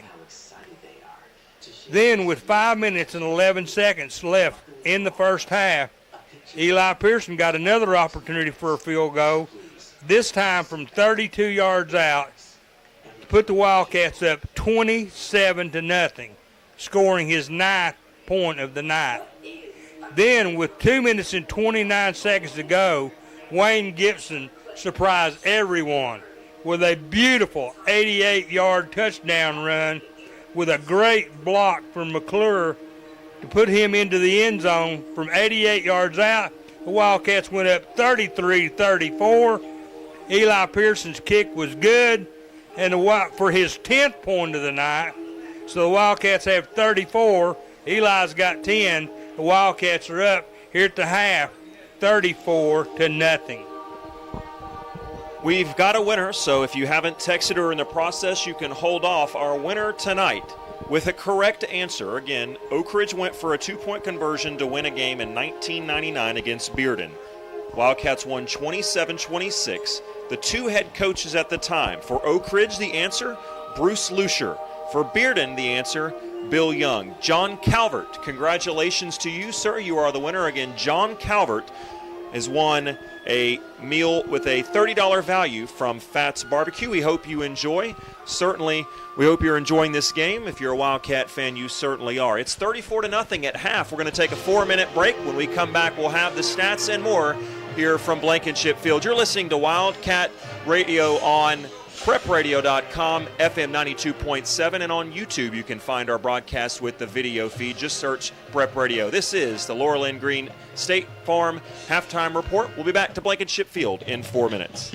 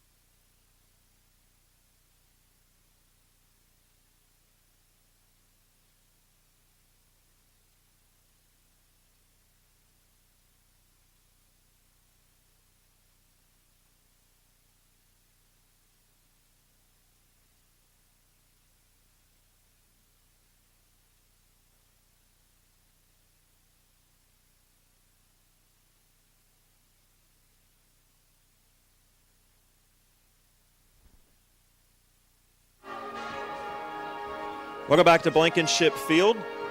As it's time to go to Mark Case with the stats. Oak Ridge on top with a few minutes to go into halftime. 34-0 all over Bearden. Want to give a shout out to Doug and Anita Greenlee watching from Hendersonville, North Carolina. Mark Case, you've got the stats. Thank you very much, Alex. As you said, Oak Ridge on top at the half by a score of 34-0. Looking at the first half statistics, first for Oak Ridge, they're led on the ground by Wayne Gibson. He has 106 yards on 7 carries. Blaine Stansberry, quarterback for the Wildcats, he has 2 carries for 9 yards. Demillion Porter, who went out early in the ballgame, has 1 carry for 8 yards. So as a team, the Wildcats have 123 yards on the ground on 10 carries. That's an average of 12.3 yards per carry. Now looking at Oak Ridge through the air, quarterback Blaine Stansberry. He is 16 of 25 for 217 yards. He does have 2 touchdowns. Receiving for the Wildcats, Malik Howard, 10 completions, or 10 receptions rather, for 144 yards. He has a touchdown reception. Actually, no, he has 2 touchdown receptions. I apologize for that. Jarrell Jimerson, 4 receptions for 40 yards. Zayden Williams, he has a 17-yard reception, and Adam Washington has a 16-yard reception. So, as a team, on the ground, as I said, 123 yards. Through the air, 217 yards for a total offense tonight of 340 offensive yards in the first half. Oak Ridge has 14 first downs. They've been penalized 3 times for 30 yards. Now looking at Bearden, they're led on the ground by Grant Cross. He has a 30-yard run, which is basically all of their rushing yards, as Traji Edwards has 1 carry for -1 yard. So as a team, Bearden has rushed the ball 4 times for 29 yards. That's an average of 7.3 yards per carry. Obviously, the 30-yard carry kind of skews that a little bit. Number 39 for them, Cannon Sipe, has 2 carries netting 0 yards. Through the air, Bearden more successful. Their quarterback, Aiden Thacker, he's 14 of 26 for 69 yards. He does have 2 interceptions on the night. Receiving for Bearden, they're led by Grant Cross. He has 4 receptions for 28 yards. Marquise Moody has 2 receptions for 18 yards. Traji Edwards, 2 receptions for 12 yards. Connor Gilbreth has a 4-yard reception. Will Taylor with a 4-yard reception. Tymir Harris has a 3-yard reception. And Cannon Sipe has 3 receptions, netting 0 yards. So as a team, Bearden, on the ground, they have 29 yards. Through the air, 69 yards for a total offense of 98 yards in the first half. Bearden has 4 first downs in the first half. They've been penalized 6 times for 58 yards. Looking at the team's time of possession, actually we'll do that after we do the team side-by-side. Looking at the team side-by-side rushing yards, Oak Ridge 123, Bearden 29. Passing yards, Oak Ridge 217, Bearden 69. Total offense, Oak Ridge 340 total offensive yards in the first half, Bearden 98. First downs, Oak Ridge has 14, Bearden 4. Penalties, Oak Ridge 3 penalties for 30 yards, Bearden 6 penalties for 58 yards. Time of possession, Oak Ridge has had the ball 13 minutes and 7 seconds, Bearden 10 minutes and 53 seconds. Again, this is Marquez, where at the half, Oak Ridge leads Bearden by a score of 34-0. Alex? Thank you very much, Mark. Also, Blaine Stansberry's grandparents, Andrea and Richard, are watching from Concord, North Carolina. And as the folks in the press box put 3 minutes back on the board, we're going to take in a timeout as well. We appreciate all our sponsors, and we hope that you support them. Without them being able to, we would not be able to get on air. And then folks like the Stansberry's grandparents and others that we've heard from who listen outside of the area, who can't make it to games, they wouldn't be able to listen. So please support our sponsors. Thank you to all of them. But thank you to Laura Lynn Green for sponsoring this Laurel and Green State Farm halftime report. We're going to take a 90-second break. A 90-second break. When we come back, we'll kick off things in the second half from Blankenship Field.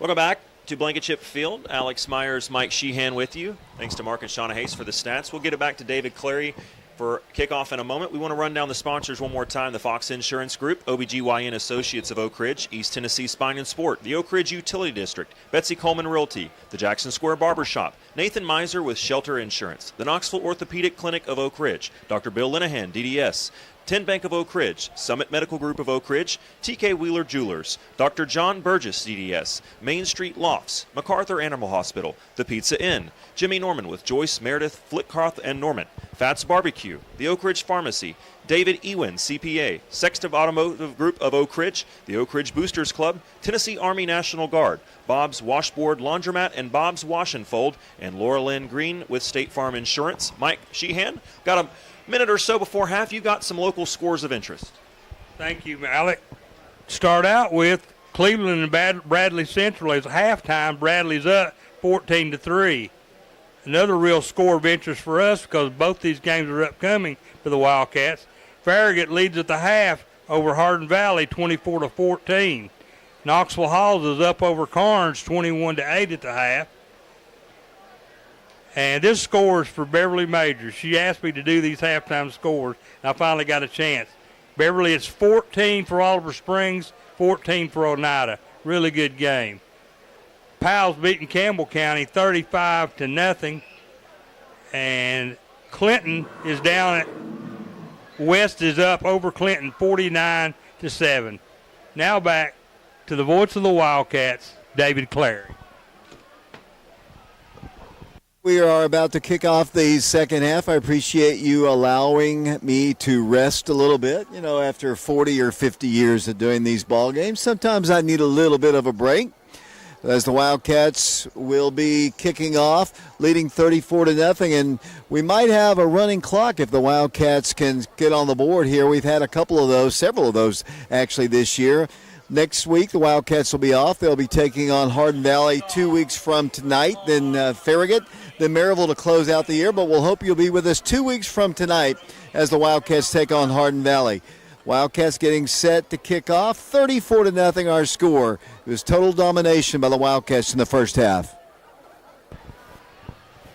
It really was, and again, it wasn't anything fancy, just kind of methodically just beating up an opponent that, you know, this is no slight. Bearden's got some talent, but they're young. But Oak Ridge is a better football team, and they didn't mess around with that or leave any doubt. And hopefully they'll be able to continue playing well and allow some of these younger guys to get some reps.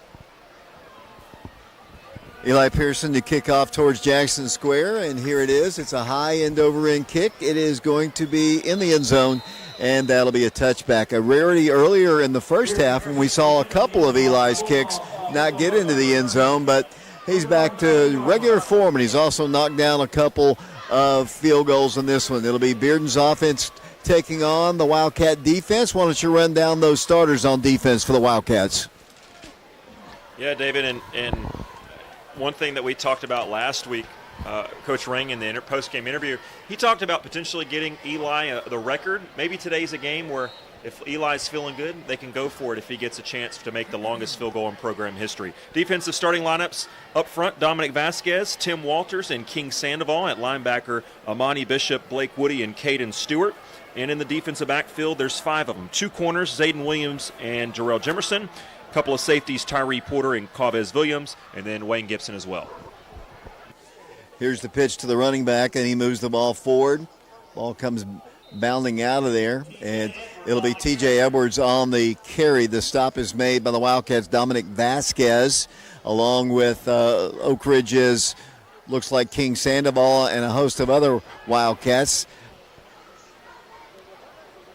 Yeah, it looks like Oak Ridge already getting some younger guys in. We've talked about Josiah McClure and his ability to make plays with the ball in his hand on offense. Well, he's now in at corner starting this half. We talked about Mr. Woody at safety. He's back in there as it looks like Wayne Gibson has taken a spell. Second down, 7 yards to go. Once again, they're going to pass across the way. Pass is incomplete. Nice looking slant pattern right there, but it's incomplete. Third down, 7 yards to go. Yeah, it was incomplete because Liam Gerber had a great angle and just reached his hand out. I think he actually got a piece of that. He's in there. We talked about Dylan Woody, but now Blake Woody back in there at linebacker as, again, both brothers playing together as the only full starters in there are at the defensive line. You know, the Woody brothers came from Hawaii last year and played a level of football that they said was atrocious, and they were so impressed when they joined our program, and both of them getting a chance to play on the same field here at Blankenship tonight. Third down, 7 yards to go. The pitch to the tailback, it's not a good one. Deep in the backfield, he's going to move the ball forward and almost pick up a first down.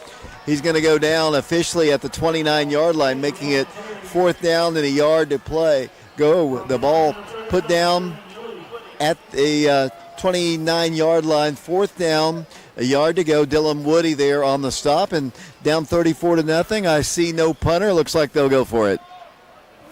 Yeah, it looks like Oak Ridge was a little bit surprised, but Bearden, at least the players on the field, Bearden, it with no hesitation, like you mentioned, and why not at this point? You know, just try to give your guys some confidence. 4th down and a yard to go. At the 29-yard line, can't jump off sides here. The Wildcats creep up to the line. They're trying to get Oak Ridge to jump on the hard count. Looks like they're going to waste a timeout, and we'll send it back to Brian Bennett at the station as well. Timeout, Bearden, 8:46 to play. We're in the third quarter, 34-0 Wildcats. We'll be back to Blankenship Field in 30 seconds.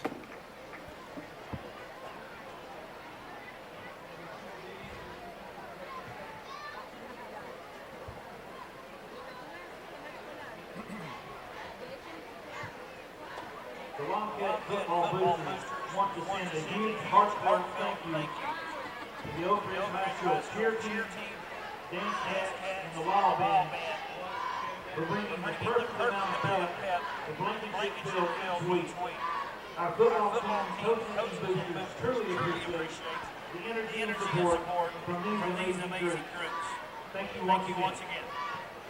Remember, coming up in just a little bit over a month, the Oak Ridge High School basketball programs will be getting into action. The Lady Wildcats with a new head coach and Kevin Tubbs, and I'll have the opportunity to speak to him this coming Wednesday night at 7 o'clock on our YouTube channel, Prep Radio. We'll also be on BBB Communications Channel 1086, Coach Kevin Tubbs in his first year, and we'll speak to him on Wednesday.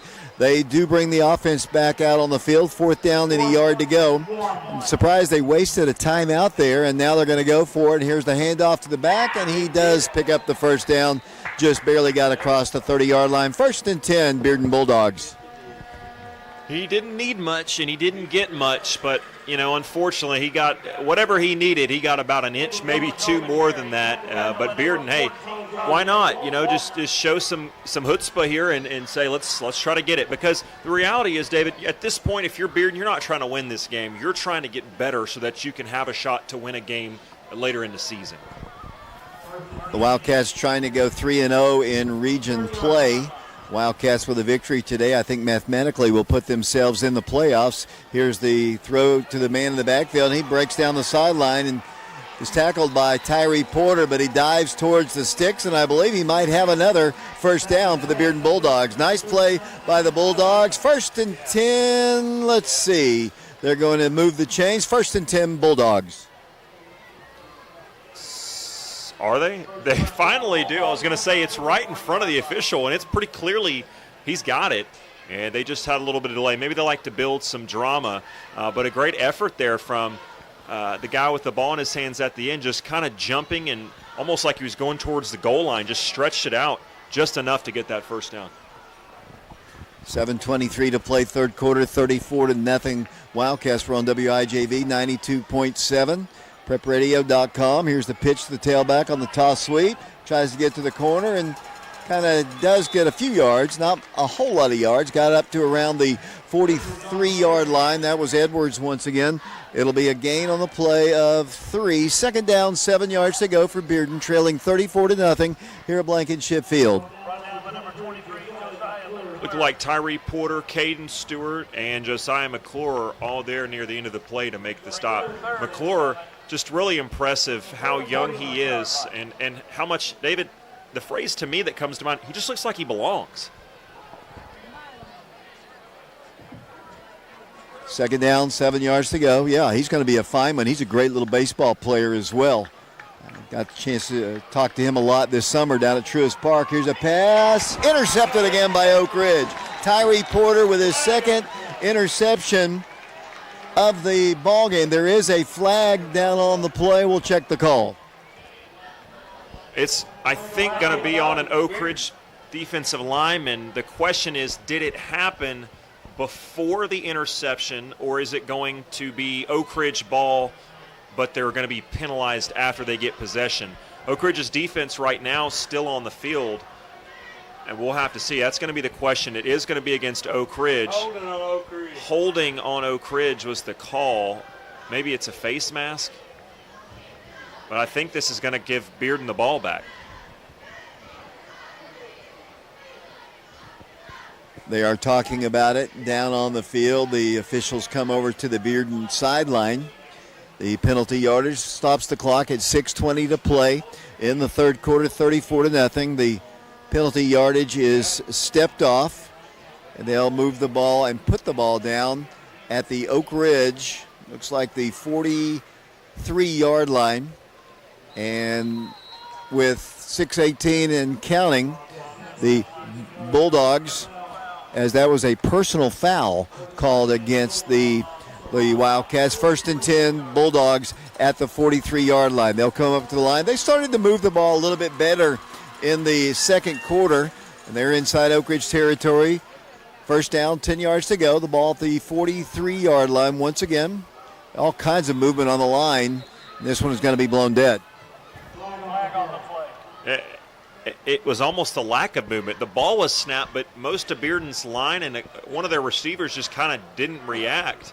And that's going to be 2 steps forward, 1 step back for this Bulldog offense that struggled all night. They get a play. It was a late personal foul at the end of the last play. Gives them a first down, moves it up 15 yards, and they give 5 of it right back. And the 5-yard step off back to the 47-yard line where the Bulldogs now have it 1st and 15, trailing 34-0. Wildcats trying to end a 4-game losing streak to the Bearden Bulldogs. At one time, the Wildcats had won 12 straight in the series, but it's been all Bulldogs the last 4 years. As they've got it 1st down, 15 yards to go. 3-man front for the Wildcats. Handoff to the running back. Oh, man, he is met at the line. Popped pretty good and goes down. I think first man to hit him might have, well, couldn't quite see the number, but it's Edwards again on the carry. That was Blake Woody hit him along with another guy. It's no gain on the play, 2nd and 15. You talked about the history between these two teams, Oak Ridge with the big lead, but there's some more history. We talked about it in our Fats Barbecue halftime question, but Bill Young, a guy who's meant a lot to both of these programs. Yeah, Coach Young had 2 stints at Bearden, starting in like 1977, I do believe, and took over the Wildcat program following the 1980 state championship team. Stayed a few years here and left, and Coach Gaddis took his place. Then he went back to Bearden and just recently retired just from teaching. A great man, great coach. Second down, 15 yards to go. Quarterback back to pass. He's in a lot of trouble. He delivers a pass, incomplete. The Wildcats really came in strong with a blitz. Poor old Aiden Thacker, all he could see is double threes coming at him. It'll be third down and 15 yards to go. Yeah, Monty Bishop just right there in his face, and even though he got the ball off and did a nice job of avoiding the sack, Monty wasn't going to let him get off easy. He shoved him down and gave him a pretty good lick. 3 minutes, 35 seconds to play. The clock is moving. I guess we have a running clock at 34-0 as we move the ball down to the 47-yard line where it's 3rd and 15. They've gone for it on 4th down on a couple different occasions. They split out 3 receivers to the right. Wildcats still have some mainline guys in the ball game. They've got a 3-man front facing Thacker. High snap. He recovers, though, and fires a pass. It's going to be caught and then dropped. He felt footsteps. Nate Stevens, Dominic Vasquez, and one other Wildcat came in strong on him, and it's incomplete. It's going to be 4th and 15, and the punt unit is coming in with 2:52 and counting. Running clock here at Blankenship Field. The Wildcats up 34-0. Nate Stevens showing how athletic he is. A little bit undersized, but really mobile as a defensive end. He came off the blocker, saw that a screen was happening, came back across the field and almost played defensive back and timed it and waited till the ball hit his hands, and as soon as it hit the intended receiver's hand, he just popped him. Remember, at the end of the game, we'll have player interviews, and Coach Derek Rang. Here's the punt by Bearden.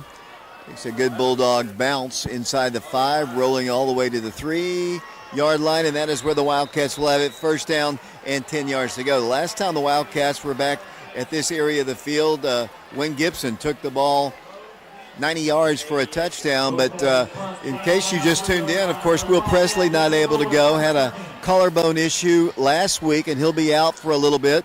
The Wildcats also had an injury to their star running back tonight. What happened there, Alex? Yeah, it was an early play, and Oak Ridge just tried to swing the ball out to him on a little flip pass out of the backfield, and as soon as he reached up to go try to catch the ball, it wasn't a dirty play, but it was just a really well-timed hit by the defensive back from Bearden, and just kind of chopped his legs out from underneath him, and I think he's going to be all right, but he's got an ice pack on him. Kipton Fagan hands it off to the running back. Wildcats with a new quarterback in there. That's Wayne Gibson. Quarterback is Kipton Fagan. He is a sophomore player. Has been really, really getting better and better each and every week on Monday nights. He's had he's a good running quarterback. He can throw the ball. He's got a good strong arm. He's a baseball guy. There is a flag on the play, and we'll check some of these other new numbers in the ball game. Get the binoculars down there, Mike, and we'll check out some of these new guys in the ball game as the yardage is penalized half the distance to the goal. It's another hold against the Wildcats. That's becoming a little bit of a problem for the Wildcats. Now Kipton, the sophomore, is having to operate standing in the Cardinal and Gray Oak Ridge on the opposite side end zone from the Jackson Square side. It'll be first down, 11 yards to go. High snap, Kipton hands it off, and the Wildcats get a little room up to the 5-yard line. Yeah, nice job by Kipton that time. That snap was catchable, but it was a little high, and with all that pressure standing in your own end zone, it would be easy for a young guy to kind of bobble that ball. He didn't. He corralled it, gave it to Wayne, and threw a nice hole behind the center and right guard. He made a little magic happen. A couple of new guys in the ball game. Nehemiah Adams, a 6'1", 180-pound sophomore receiver. He's in there along with a couple of new guys who will get at the start of the fourth quarter. Let's take a break. Fourth and final quarter upon us. The Wildcats lead at 34-0. We'll be back to Blankenship Field for the fourth quarter in 60 seconds.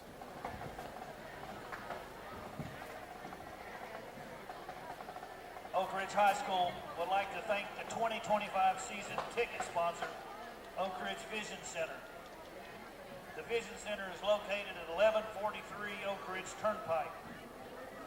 Oak Ridge Vision Center was founded on the simple premise that if you provide good quality products surrounded by sincere and knowledgeable service, people will feel good about the work you have done.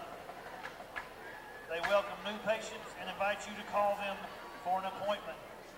We're confident that you will be glad you did. Oak Ridge Vision Center is a proud sponsor of Wildcat football. Your attention, please. Will Jada Lee, please report to the press box.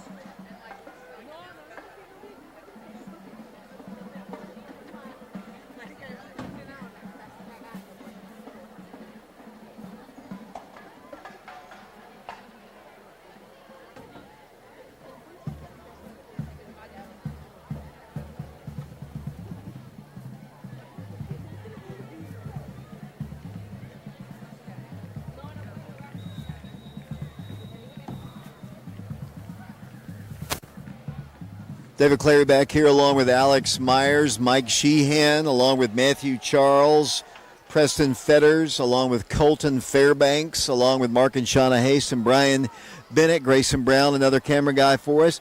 Opening play of the fourth quarter, Kipton Fagan not giving great field position in this drive, but he has it second down and 7 yards to go. The ball is at his own 5-yard line. Handoff goes to the Wildcat back, and he squirts forward to around the 9, still driving his legs. That is where the whistles blow. It'll be Wayne Gibson again on the carry.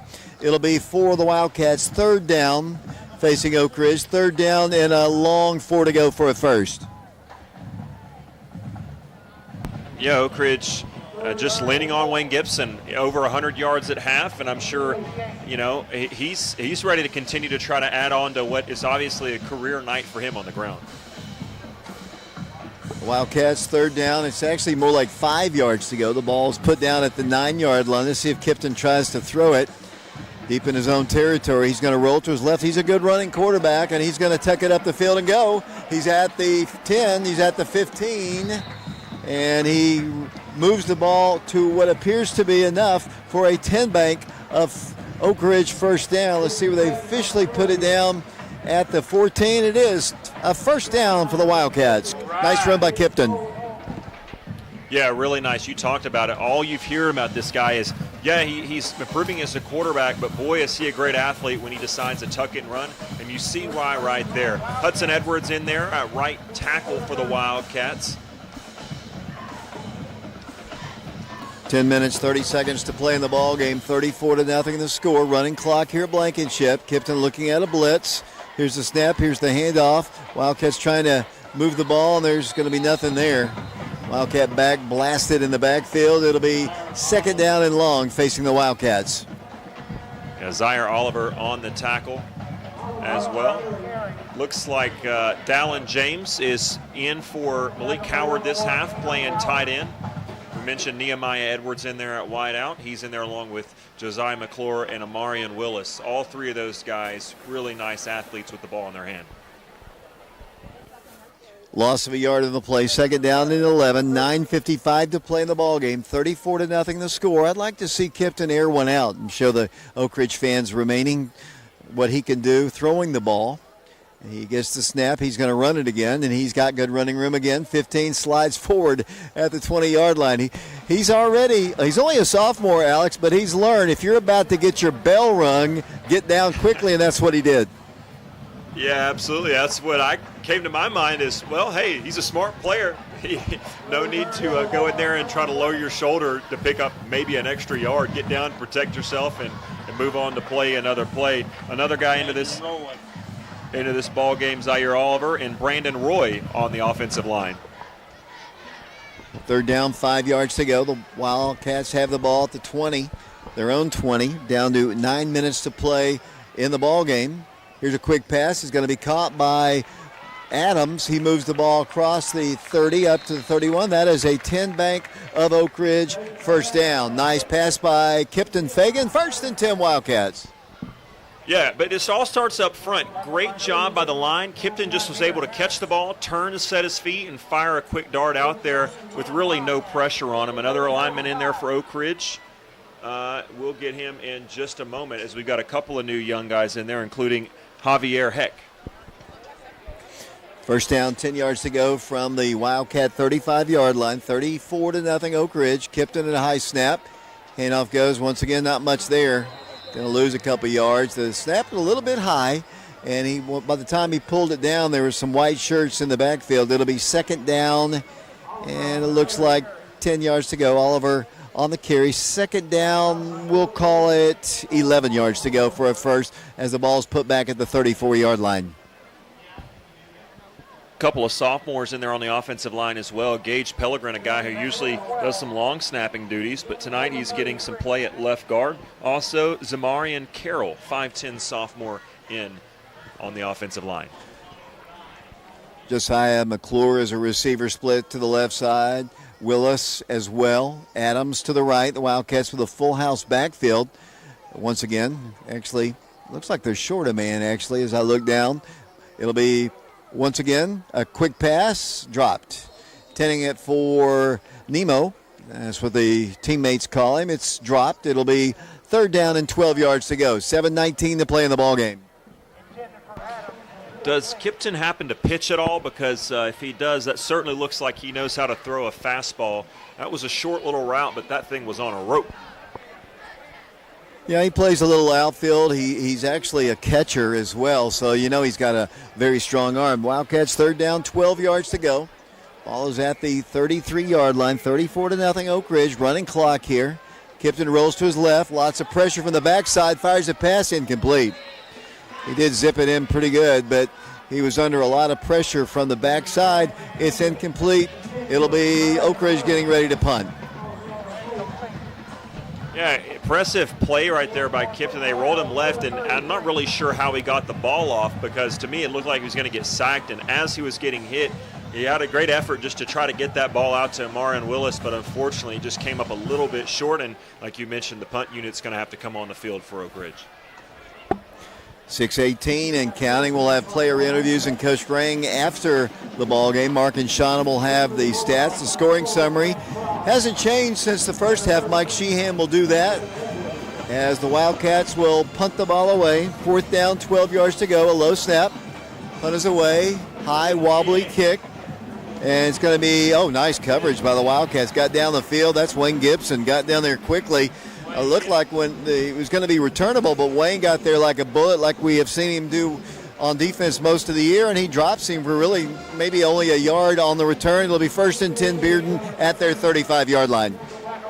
And that's one thing that's so impressive about Wayne. Two things as a tackler. His timing, you almost never see him get called for a pass interference. He times it out so well. And on that one, he didn't get there early. And the other thing is, David, he's a sure tackler. You don't almost ever see him miss a tackle. That time he goes low, gets the guy wrapped up.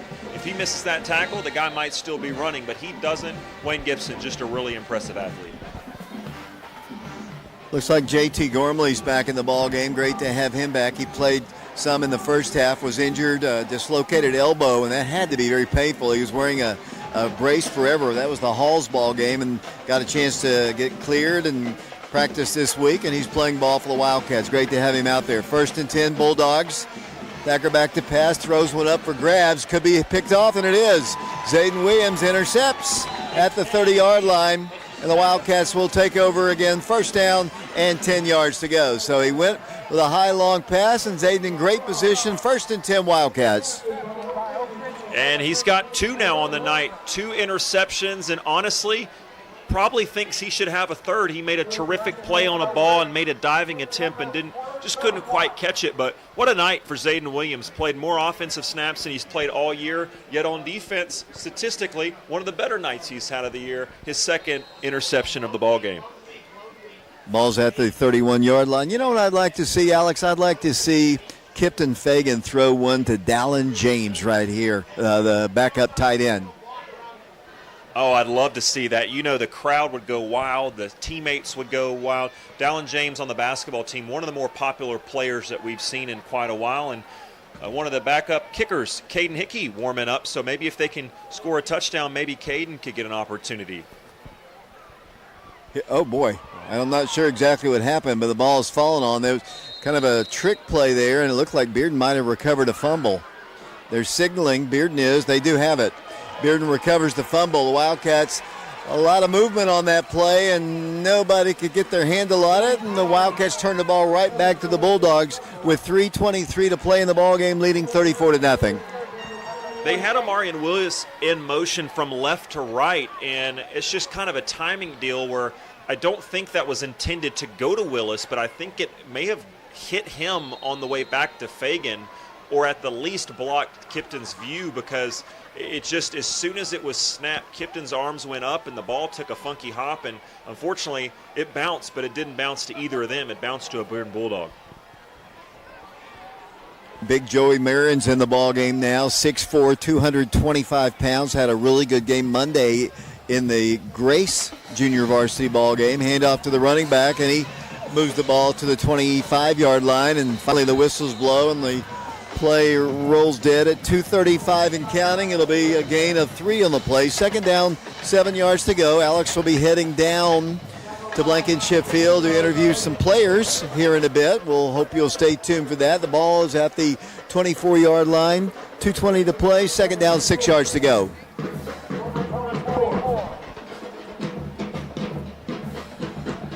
Here come the Bulldogs to the line. 2 receivers to the right, 1 lone man to the left. They've got a running back in, looking over to the sideline. 2 minutes to play in the ballgame. Bearden would love to get on the scoreboard here. Thacker, quarterback. Here's the handoff to the back, and he is hit. Initially bounces off a tackle. Then the Wildcats drop him at the 20-yard line. Caden Stewart in there. The Wildcats have some of their main guys in there, including Amante Bishop. I mentioned Joey Marin's in the ball game. The Wildcats, and we're down to 1:39 to play. Third down, 2 yards to go. The ball's right at the 20-yard line. Wildcats really need to hold them on defense. The Bulldogs here. once again. Protect 2 this receivers shutout. to the left. 1:27 to play in the ball game. 34-0. Running clock here at Blankenship. We've had a quick one. Here's the handoff. Now the quarterback's going to throw it. Comes back this way, and he breaks the tackle. 5-4 into the end zone. Touchdown, Bearden. Really nice play. The Wildcats had it defended fairly well, but the Bulldogs are on the board with 1:12 to play in the ball game. It's 34-6. The Bulldogs will go for the extra point.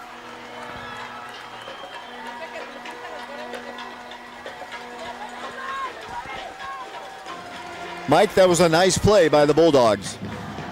Yes, it was. Very good execution that time. And he really made someone miss out there in the flat to get into the end zone. There goes the shutout for the Wildcats. Great job by the Bearden Bulldogs to get on the scoreboard. And our score with 1:12 to play in the ball game. The Bulldogs trail the Wildcats 34-7. We'll be back with a Bearden kickoff in 60 seconds.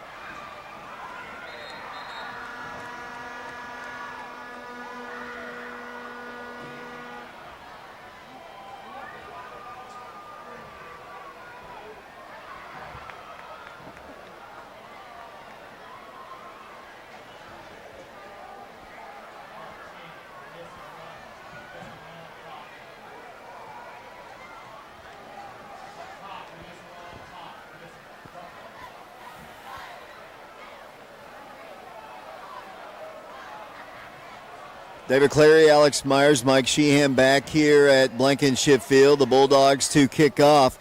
1:12 to play in the game, 34-7. The Wildcats will move to 7-0 on the year. And more importantly, they will go to 3-0 in region play. And I think mathematically with the win, Mike, the Wildcats have qualified for the TSSAA playoffs.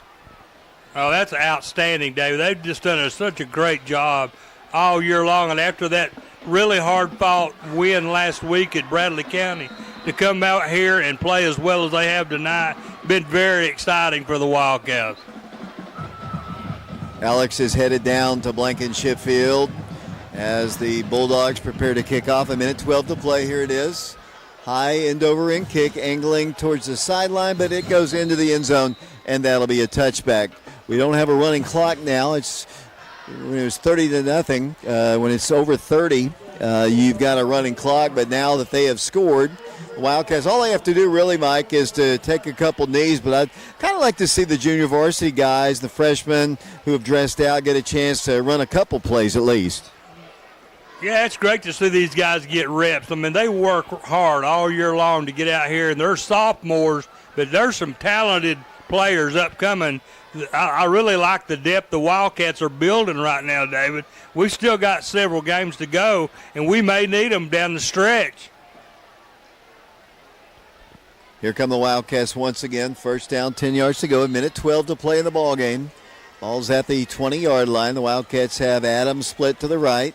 Couple receivers. Kipton is going to hand it off. There's a big hole. Moving the ball up the sideline. Down the sideline he goes all the way to the 50, and he's going to be pushed out of bounds. They're going to say at the 35-yard line.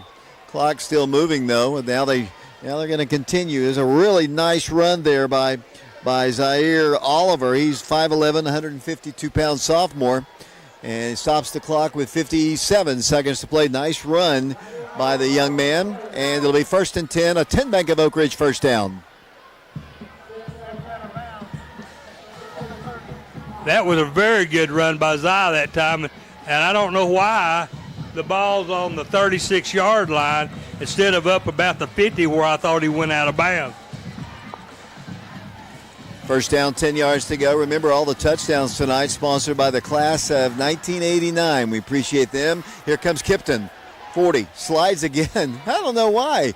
Maybe he's sliding a little bit too much. I think if he cuts to the outside and got out of bounds, he is going to gain about 5. He is guarding his safety. He is the backup quarterback for the Wildcats. He does gain 5, though, Mike. Nice run. Yeah, it was, but I'm like you. He could have got some extra yardage if he'd got outside, but, he doesn't want to hurt himself, and I can understand that. And we're leading by 34-7 with 26 seconds. Don't want to get hurt at the end of the game. Yeah, the Wildcats are kind of thin at quarterback, and Kipton is the backup to Blaine Stansberry. 15 seconds to play.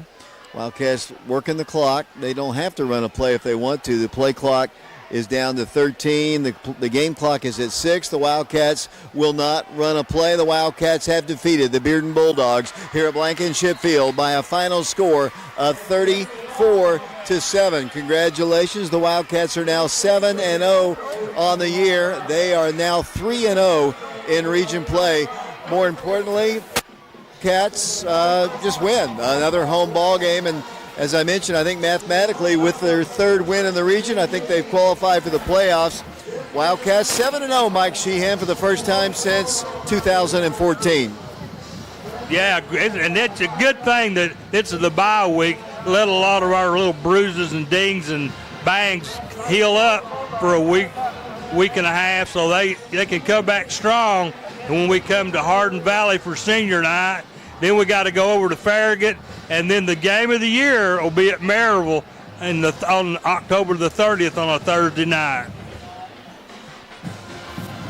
Let's take a break here. The Fox Insurance Group postgame show is about to get underway. Alex Myers is down on Blankenship Field.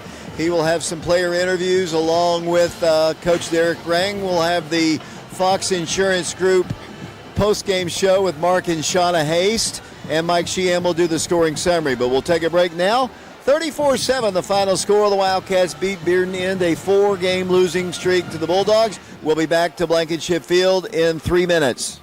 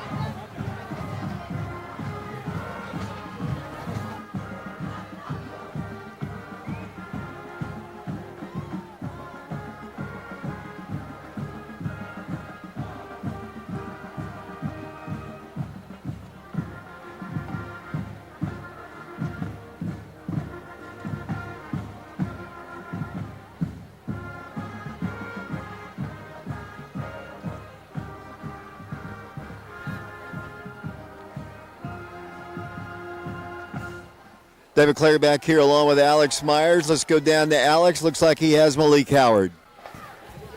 Thank you very much, David. On the field here with Malik Howard, who caught a couple of different touchdown passes, and really you did that in 2 quarters.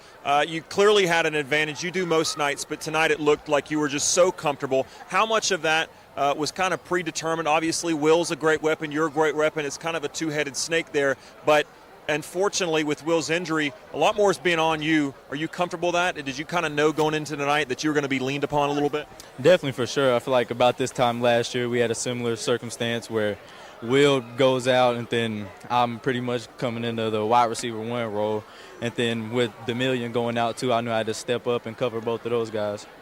If folks haven't tuned in late or maybe they weren't here, you had probably the catch of the year that I've seen early on in that game. I think if you were able to haul it in a little bit cleaner, you probably go for 6. You were behind the defense, but you made an incredible one-handed catch. Walk me through that play. Really, it was just got my eyes back quick, saw Blaine. He lobbed me up a good ball, and to be honest, it was a little unnecessary. I could have went up with 2, but it was just my first instinct to go up with 1, snatch it out there.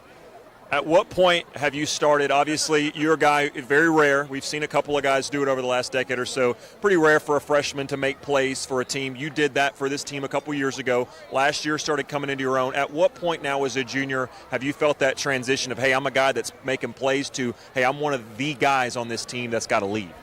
I feel like it started happening some last year, just where I'm one of the main options in this offense, and then all of my guys have so much trust in me because they've seen me do it for 2.5 years now. You've got a break. Coach Rang talked about having some off days ahead, getting some rest, taking care of your bodies. How do you as a leader make sure that your guys do what they need to do over the next couple weeks? For sure we're probably going to make sure the guys are staying somewhat active. I don't want them to just be completely off of their feet. Some of our skilled guys, maybe get them out, work out a little bit. But our main thing right now is just to stay healthy going into the back end of the season, so recovery is the main thing right now. Junior tight end Malik Howard, great game, 2 touchdowns and a 7-0 start for your team. Yes, sir. We'll keep it down here as we've got Zayden Williams next. Zayden, a guy who, like Malik, his role's kind of changing a little bit now with Will Presley's absence. You're a guy that we know can play both sides of the ball, have done that some in the past, but now you moving into that starting role. You're playing both ways. How do you keep the energy to do all that? The energy is just preparing in practice, doing extra work like running hills, just more stuff like that. You obviously you haven't been starting at that position. You've played some snaps, but your role is going to continue to increase over the next few weeks. It looked like as the game went on, especially towards that second quarter, towards half, it looked like you started to get a little bit more comfortable. Is that the case? Yeah, I started to get a lot more comfortable.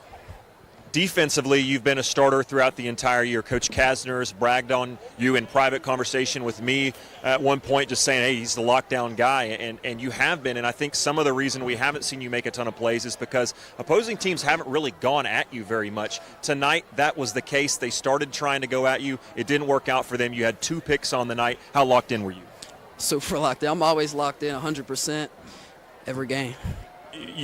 Both of the plays, particularly that first interception away from Jackson Square near the big scoreboard, it was just a jump ball. And we talked about on the broadcast, it looks like of any cornerback on this team, even any defensive back, if there's a jump ball to play, you're the guy I would least want to throw that jump ball against because you're big, you're tall, you're long, but you're also just a great athlete. How comfortable are you making plays with the ball in the air? I'm super comfortable. I've been doing it since middle school.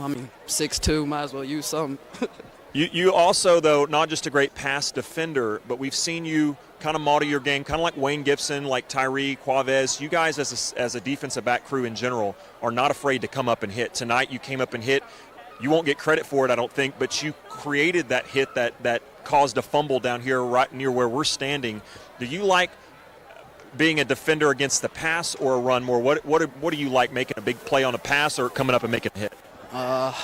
Honestly, I like being a part of the run, just coming up, making big hits, trying to force fumbles. And I asked Malik his transition from a sophomore starter making plays to his transition as a junior leader. Where are you in that aspect? Obviously, you're not the most vocal guy at all times that I've noticed. You're not a Jared Bafford. Those guys are kind of naturally the leaders. A Tim as a senior. Where do you fit in as a sophomore? A guy that maybe leadership-wise you're not required to be there, but you're playing as much minutes as anybody.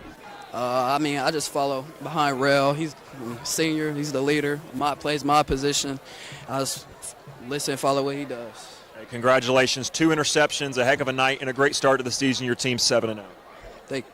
We'll keep it right there. That was sophomore Zayden Williams. We told Wayne Gibson, we asked him if he'd do an interview. He shook his head yes. I'm not sure if he's forgot or maybe he's talking to someone else. We'll go ahead and get Coach Rang here momentarily. Oh, here's Wayne Gibson. I think he's looking for us right now as we will mosey over to him just real quick. We won't keep him long. Real quick, as we get with senior Wayne Gibson. Wayne, we've talked to you another time or two this year. And I think coincidentally it was in the Halls game when you also got the most carries you had gotten tonight. Wasn't even close. You blew your stats away, had over 100 yards in the first half. It seemed like you really felt comfortable tonight. Yes, sir. I mean, it's just all second nature to me. That 88-yard run, it's not the longest in program history, but certainly it's in that upper echelon. I want you to take me through that play and at what point you realized, hey, this has got a chance to go the long way. Well, actually, that play was designed to go to the whole other side. I cut it back, and then I just seen green. I knew what it was. I'm not going to let nobody catch me. I don't know if you saw it or noticed it. It looked like you read your cut off of it to the outside. But the freshman, Josiah McClure, had a great block, and Amarion Willis, you probably won't see it because he was behind you, but there was a guy that was getting close to you, and he came back. How fun is it to play with guys you know that they're going to block downfield? It's not just the linemen. You know, it goes beyond football. Those are my homeboys throughout school day, throughout everything, and it just shows that they're going to be there for me when I need them. We just talked to Zayden. As good as you are as a runner, you have been so consistent in the defensive backfield. You made a great play on special teams towards the end of the game. What is a guy like Zayden, just as a sophomore, his performance tonight, how do you guys feed off of that as a defensive backfield in general, not just one player? Well, as a defensive back, we've been one unit all year. We've been playing good all year, and it's just bringing us all together. Everybody making plays. It's just each and every person's turn. Wayne Gibson, great game tonight. Your team's 7-0. Congratulations, and, hey, get some rest over the next week or so. Appreciate you. Let's talk to Coach Derek Rang now as he's actually talking to, I believe, a guy that kind of does some scouting. So we may have to kind of mosey for just a moment. As, again, we talked to Malik Howard, who had a couple of touchdowns on the night. We talked to Zayden Williams, who had 2 interceptions on the night and really nearly had a third and a fourth. He was just a tremendous player tonight. His best game statistically of the year defensively, while interestingly enough playing more snaps offensively than he's played all year, as he was a starter tonight going both ways. But thankfully for the Wildcats, this is a team that is going to get some rest. They got some guys dinged up a little bit. Mill Porter went out on the first drive of the game. He got hit low. I think he's going to be okay, but obviously this bye week coming at a good time for him. Jarrell Jimerson had some ice on him late in that ball game as I was down on the sideline getting ready for these interviews that we noticed. And so certainly the Wildcats, we know what happened with Will Presley last week, and so certainly could not have come at a more opportune time as I hesitate to send it back to you, David, because as soon as I do that, I know that Coach Rang will finish this last interview. But if you want to kind of give me the sign, if you'd like to take it for a moment, I just don't know how long that Coach Rang is going to do it. Dave, I'll send it back. Well, actually, I'll hold it right here. Just as I was about to send it back, Coach Rang got freed up. I appreciate you coming over here, Coach. Congratulations, 7-0, a great start, much like we talked a couple games back when you had kind of a lesser opponent. I thought you guys really came out, looked sharp, and took care of business. Yeah, I mean, that was kind of the plan all along was we felt like, our defense against their offense was a really good matchup, and then we were able to kind of control them a little bit in the first half, and then offensively, we kind of did our thing a little bit, put some drives together. Eli made 2 big kicks. I thought Malik had a really big night, in the first half statistically. And then I think, 34-0 at halftime. Wayne had the big run there. I don't know how long that was. It was maybe around 90 yards, I think. I don't know the exact yardage there. But got the clock running, and that allowed the second half to go by really quick. So that's always big when you can do that. Obviously, Bearden struggled a little bit this season. We all know they've had a lot of players leave, and Coach Taylor's a great coach, and he did a great job there. Back when I first started coaching, he was the head coach at Bearden, and they were really, really good. Made the semis and quarters, and were a perennial playoff team. And So he's excited about the rebuild there, but we kind of come out and took care of business tonight. You did. I think Wayne's official total on that carry we were talking about was 88 yards, and I was going to ask you about that play because I asked him to walk me through it, and he said, well, it's funny because that play was actually not even supposed to go to that side. He said it was supposed to go left, and he saw the cutback lane, and when you go back and watch it on film, you may have already talked to Coach McKeithen up in the booth looking at the replay. Josiah McClure set a great block for a freshman on the edge that helped spring him. Amarian Willis was downfield blocking as well. Talk about that run because Wayne, I thought he had over 100 yards at halftime. He just played tremendous in his role coming into Spell Mill. Yeah, I thought that that run right there specifically. I don't recall the exact play call off the top of my head. I do know there was a cutback window there, and he kind of cut it. And then I thought what was really impressive, like you mentioned, was the receiver blocking downfield was phenomenal. Like you had two guys kind of escort him, and instead of like blocking a guy in the back, they just kind of used a shield technique, which is when you jump in front and kind of throw your hands up, and then. That was really good. When we watch that on film, we'll probably point that out from a teach standpoint. But that's like Wayne. He's always kind of been there in the wings as a football guy. Is kind of what I call him. He's more of a defensive type player. But obviously, Mill went out with the injury there, and then we had to bring Wayne in. And I thought he ran hard and made an electric run, and that was quite the run right there. I almost chuckle as I say this. This bye week's coming at a great time. I don't know that I've ever heard a coach asked anywhere about a bye week and then not immediately said, it's coming at a great time. You'll always take it, but certainly it's much better than the first couple years when you're here when it's basically you play one game and then you have a bye week in week 2. But certainly, we know his issues with the injury last week. Mill, Jarrell, a couple guys got dinged up a little bit tonight, but it really does seem like tonight or this bye week's coming at a good time. Yeah, I think it is. I think it's any time that you have the bye week later on in the season, to me, is always a good thing. And I know the past couple of years we've had this week 2 bye, so we never really had a bye week because at week 2 you're still in football mode. So you're not like, you're still practicing and everybody's kind of into it, whatever. But bye week would be a good time. Finally got a bye week over a week of fall breaks. There's really no school. We're just going to get away from football for a little bit. I guess we'll assess all the injuries here coming up, moving into next week. And then, the way we're going to frame this is when we get back from the bye week, our second season starts. So right now we're 7-0 in the first season. That really doesn't mean anything. We got Hardin Valley, Farragut, Maryville to finish the regular season. And hopefully we can, build to start our new season, make a deep playoff run, et cetera. So, yeah, the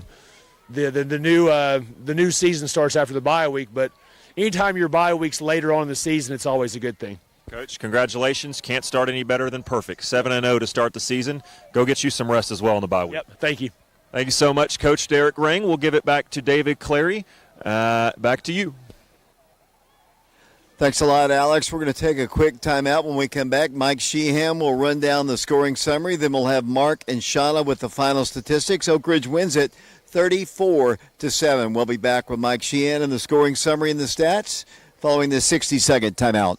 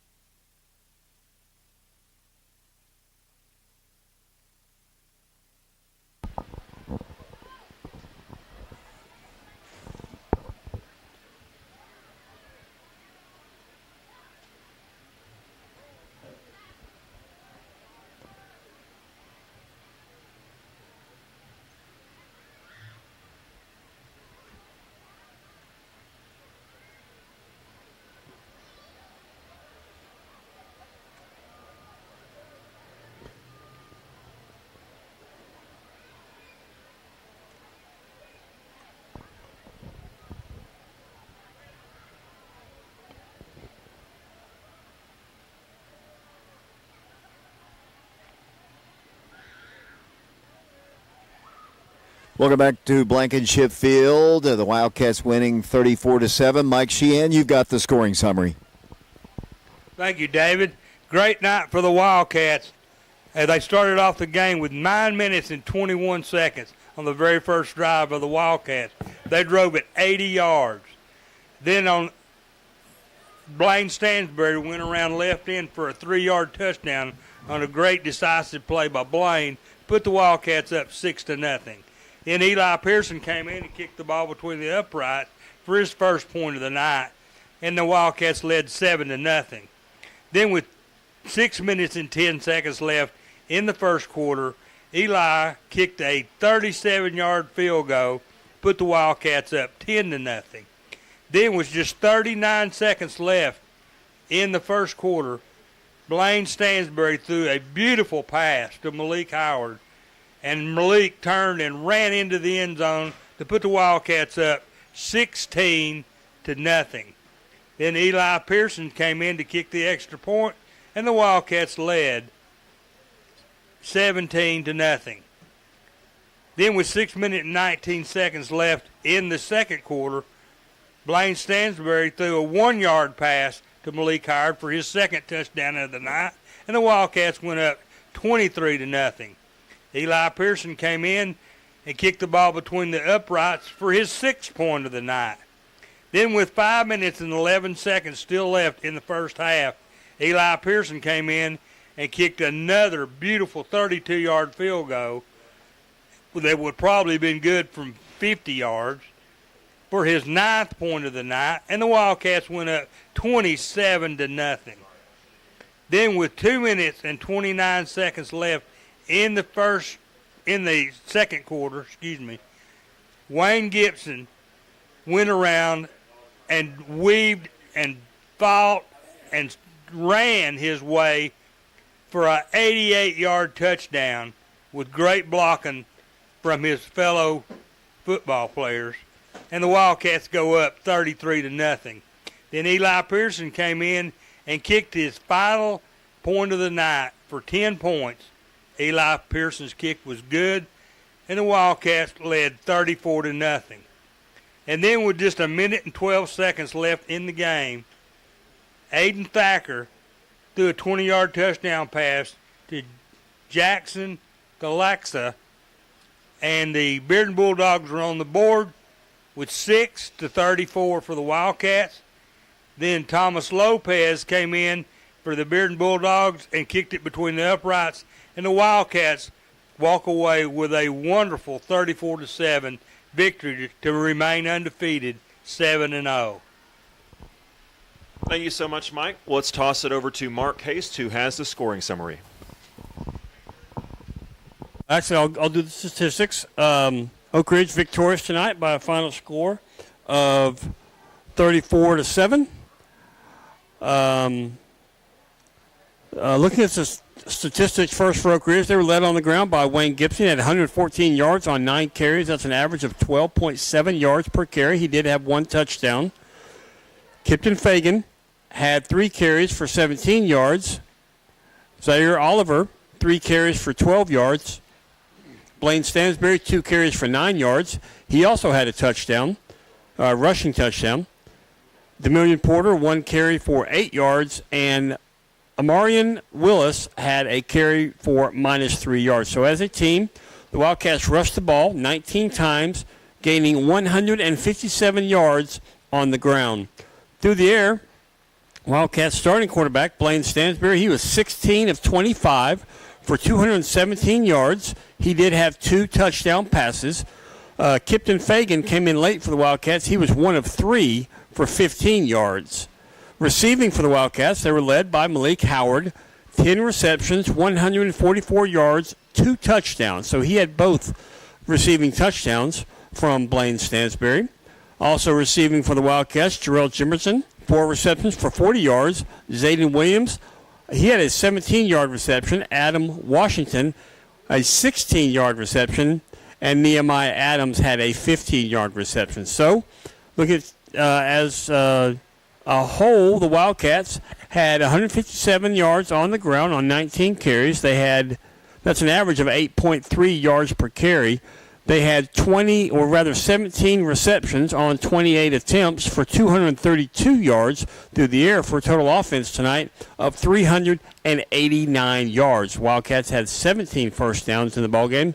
They were penalized 4 times for 47 yards. Their time of possession was 23 minutes and 49 seconds.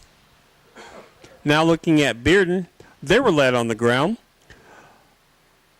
by their number 4, Grant Cross, he had a impressive 30-yard run for them. Cannon Sipe had 5 rushes for 11 yards, and Traji Edwards had 5 carries for 9 yards. As a team, they rushed the ball 11 times, gaining 50 yards on the ground. Now looking at the quarterback for the Bearden Bulldogs, Aiden Thacker, he was 16 of 32 for 99 yards. He had 3 interceptions. He did have 1 throwing touchdown. Receiving that touchdown was Cannon Sipe. He had a total of 5 receptions for 30 yards. Grant Cross, 4 receptions for 28 yards. Marquis Woody, 2 receptions for 18 yards. Traji Edwards had 2 receptions for 12 yards.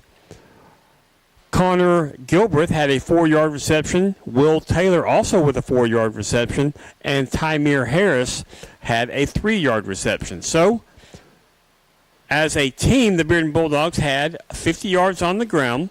They had 99 yards through the air for a total offense of 149. They had 8 first downs in the ballgame. They were penalized 7 times for 63 yards. So looking at the teams side by side, Oak Ridge, rushing yards 157, Bearden 50. Receiving yards, Oak Ridge with 232 yards in the air, Bearden 99. Total offense, Oak Ridge with 389 total offensive yards, Bearden 149. First downs, Oak Ridge had 17, Bearden 8. Penalties, Oak Ridge 5 penalties for 47 yards. Bearden 7 penalties for 63 yards. Time of possession, Oak Ridge had the ball 23 minutes and 49 seconds. Bearden 24 minutes and 11 seconds. Alex? Thank you very much, Mark. As before we send things back to David Clary, Mike, we'll give our final thoughts. I'll go first. Just not a ton to say. I mean, Oak Ridge did. To me, this is a type of game that you really can only hurt yourself if you're the Wildcats. This is a team that you're better than in, and you're not going to impress anybody by beating this team, right? Because that's what you're expected to do. But great teams and teams who want to be great go out and handle business, and to me, that's exactly what Oak Ridge did. They didn't leave here going, well, maybe they're not quite sharp. They looked good. I think the big thing for them is just getting this bye week, getting healthy, and especially at this age, even for the coaches, but especially the players, getting away from the game for even if it's just 2, 3, 4 days, kind of hitting reset because Oak Ridge is getting ready to go into what they hope is a very long stretch and a deep playoff run. So I think the bye week's at a great time, and I think tonight's performance was exemplary. Mike? Absolutely. I agree with everything you said, Alec. And this team has really hung in there. I mean, it's a long, tough season, and that they really impressed me last week with that really a tough win over there against Bradley County. So it's just great to see this team play so well and to keep at it and stay focused.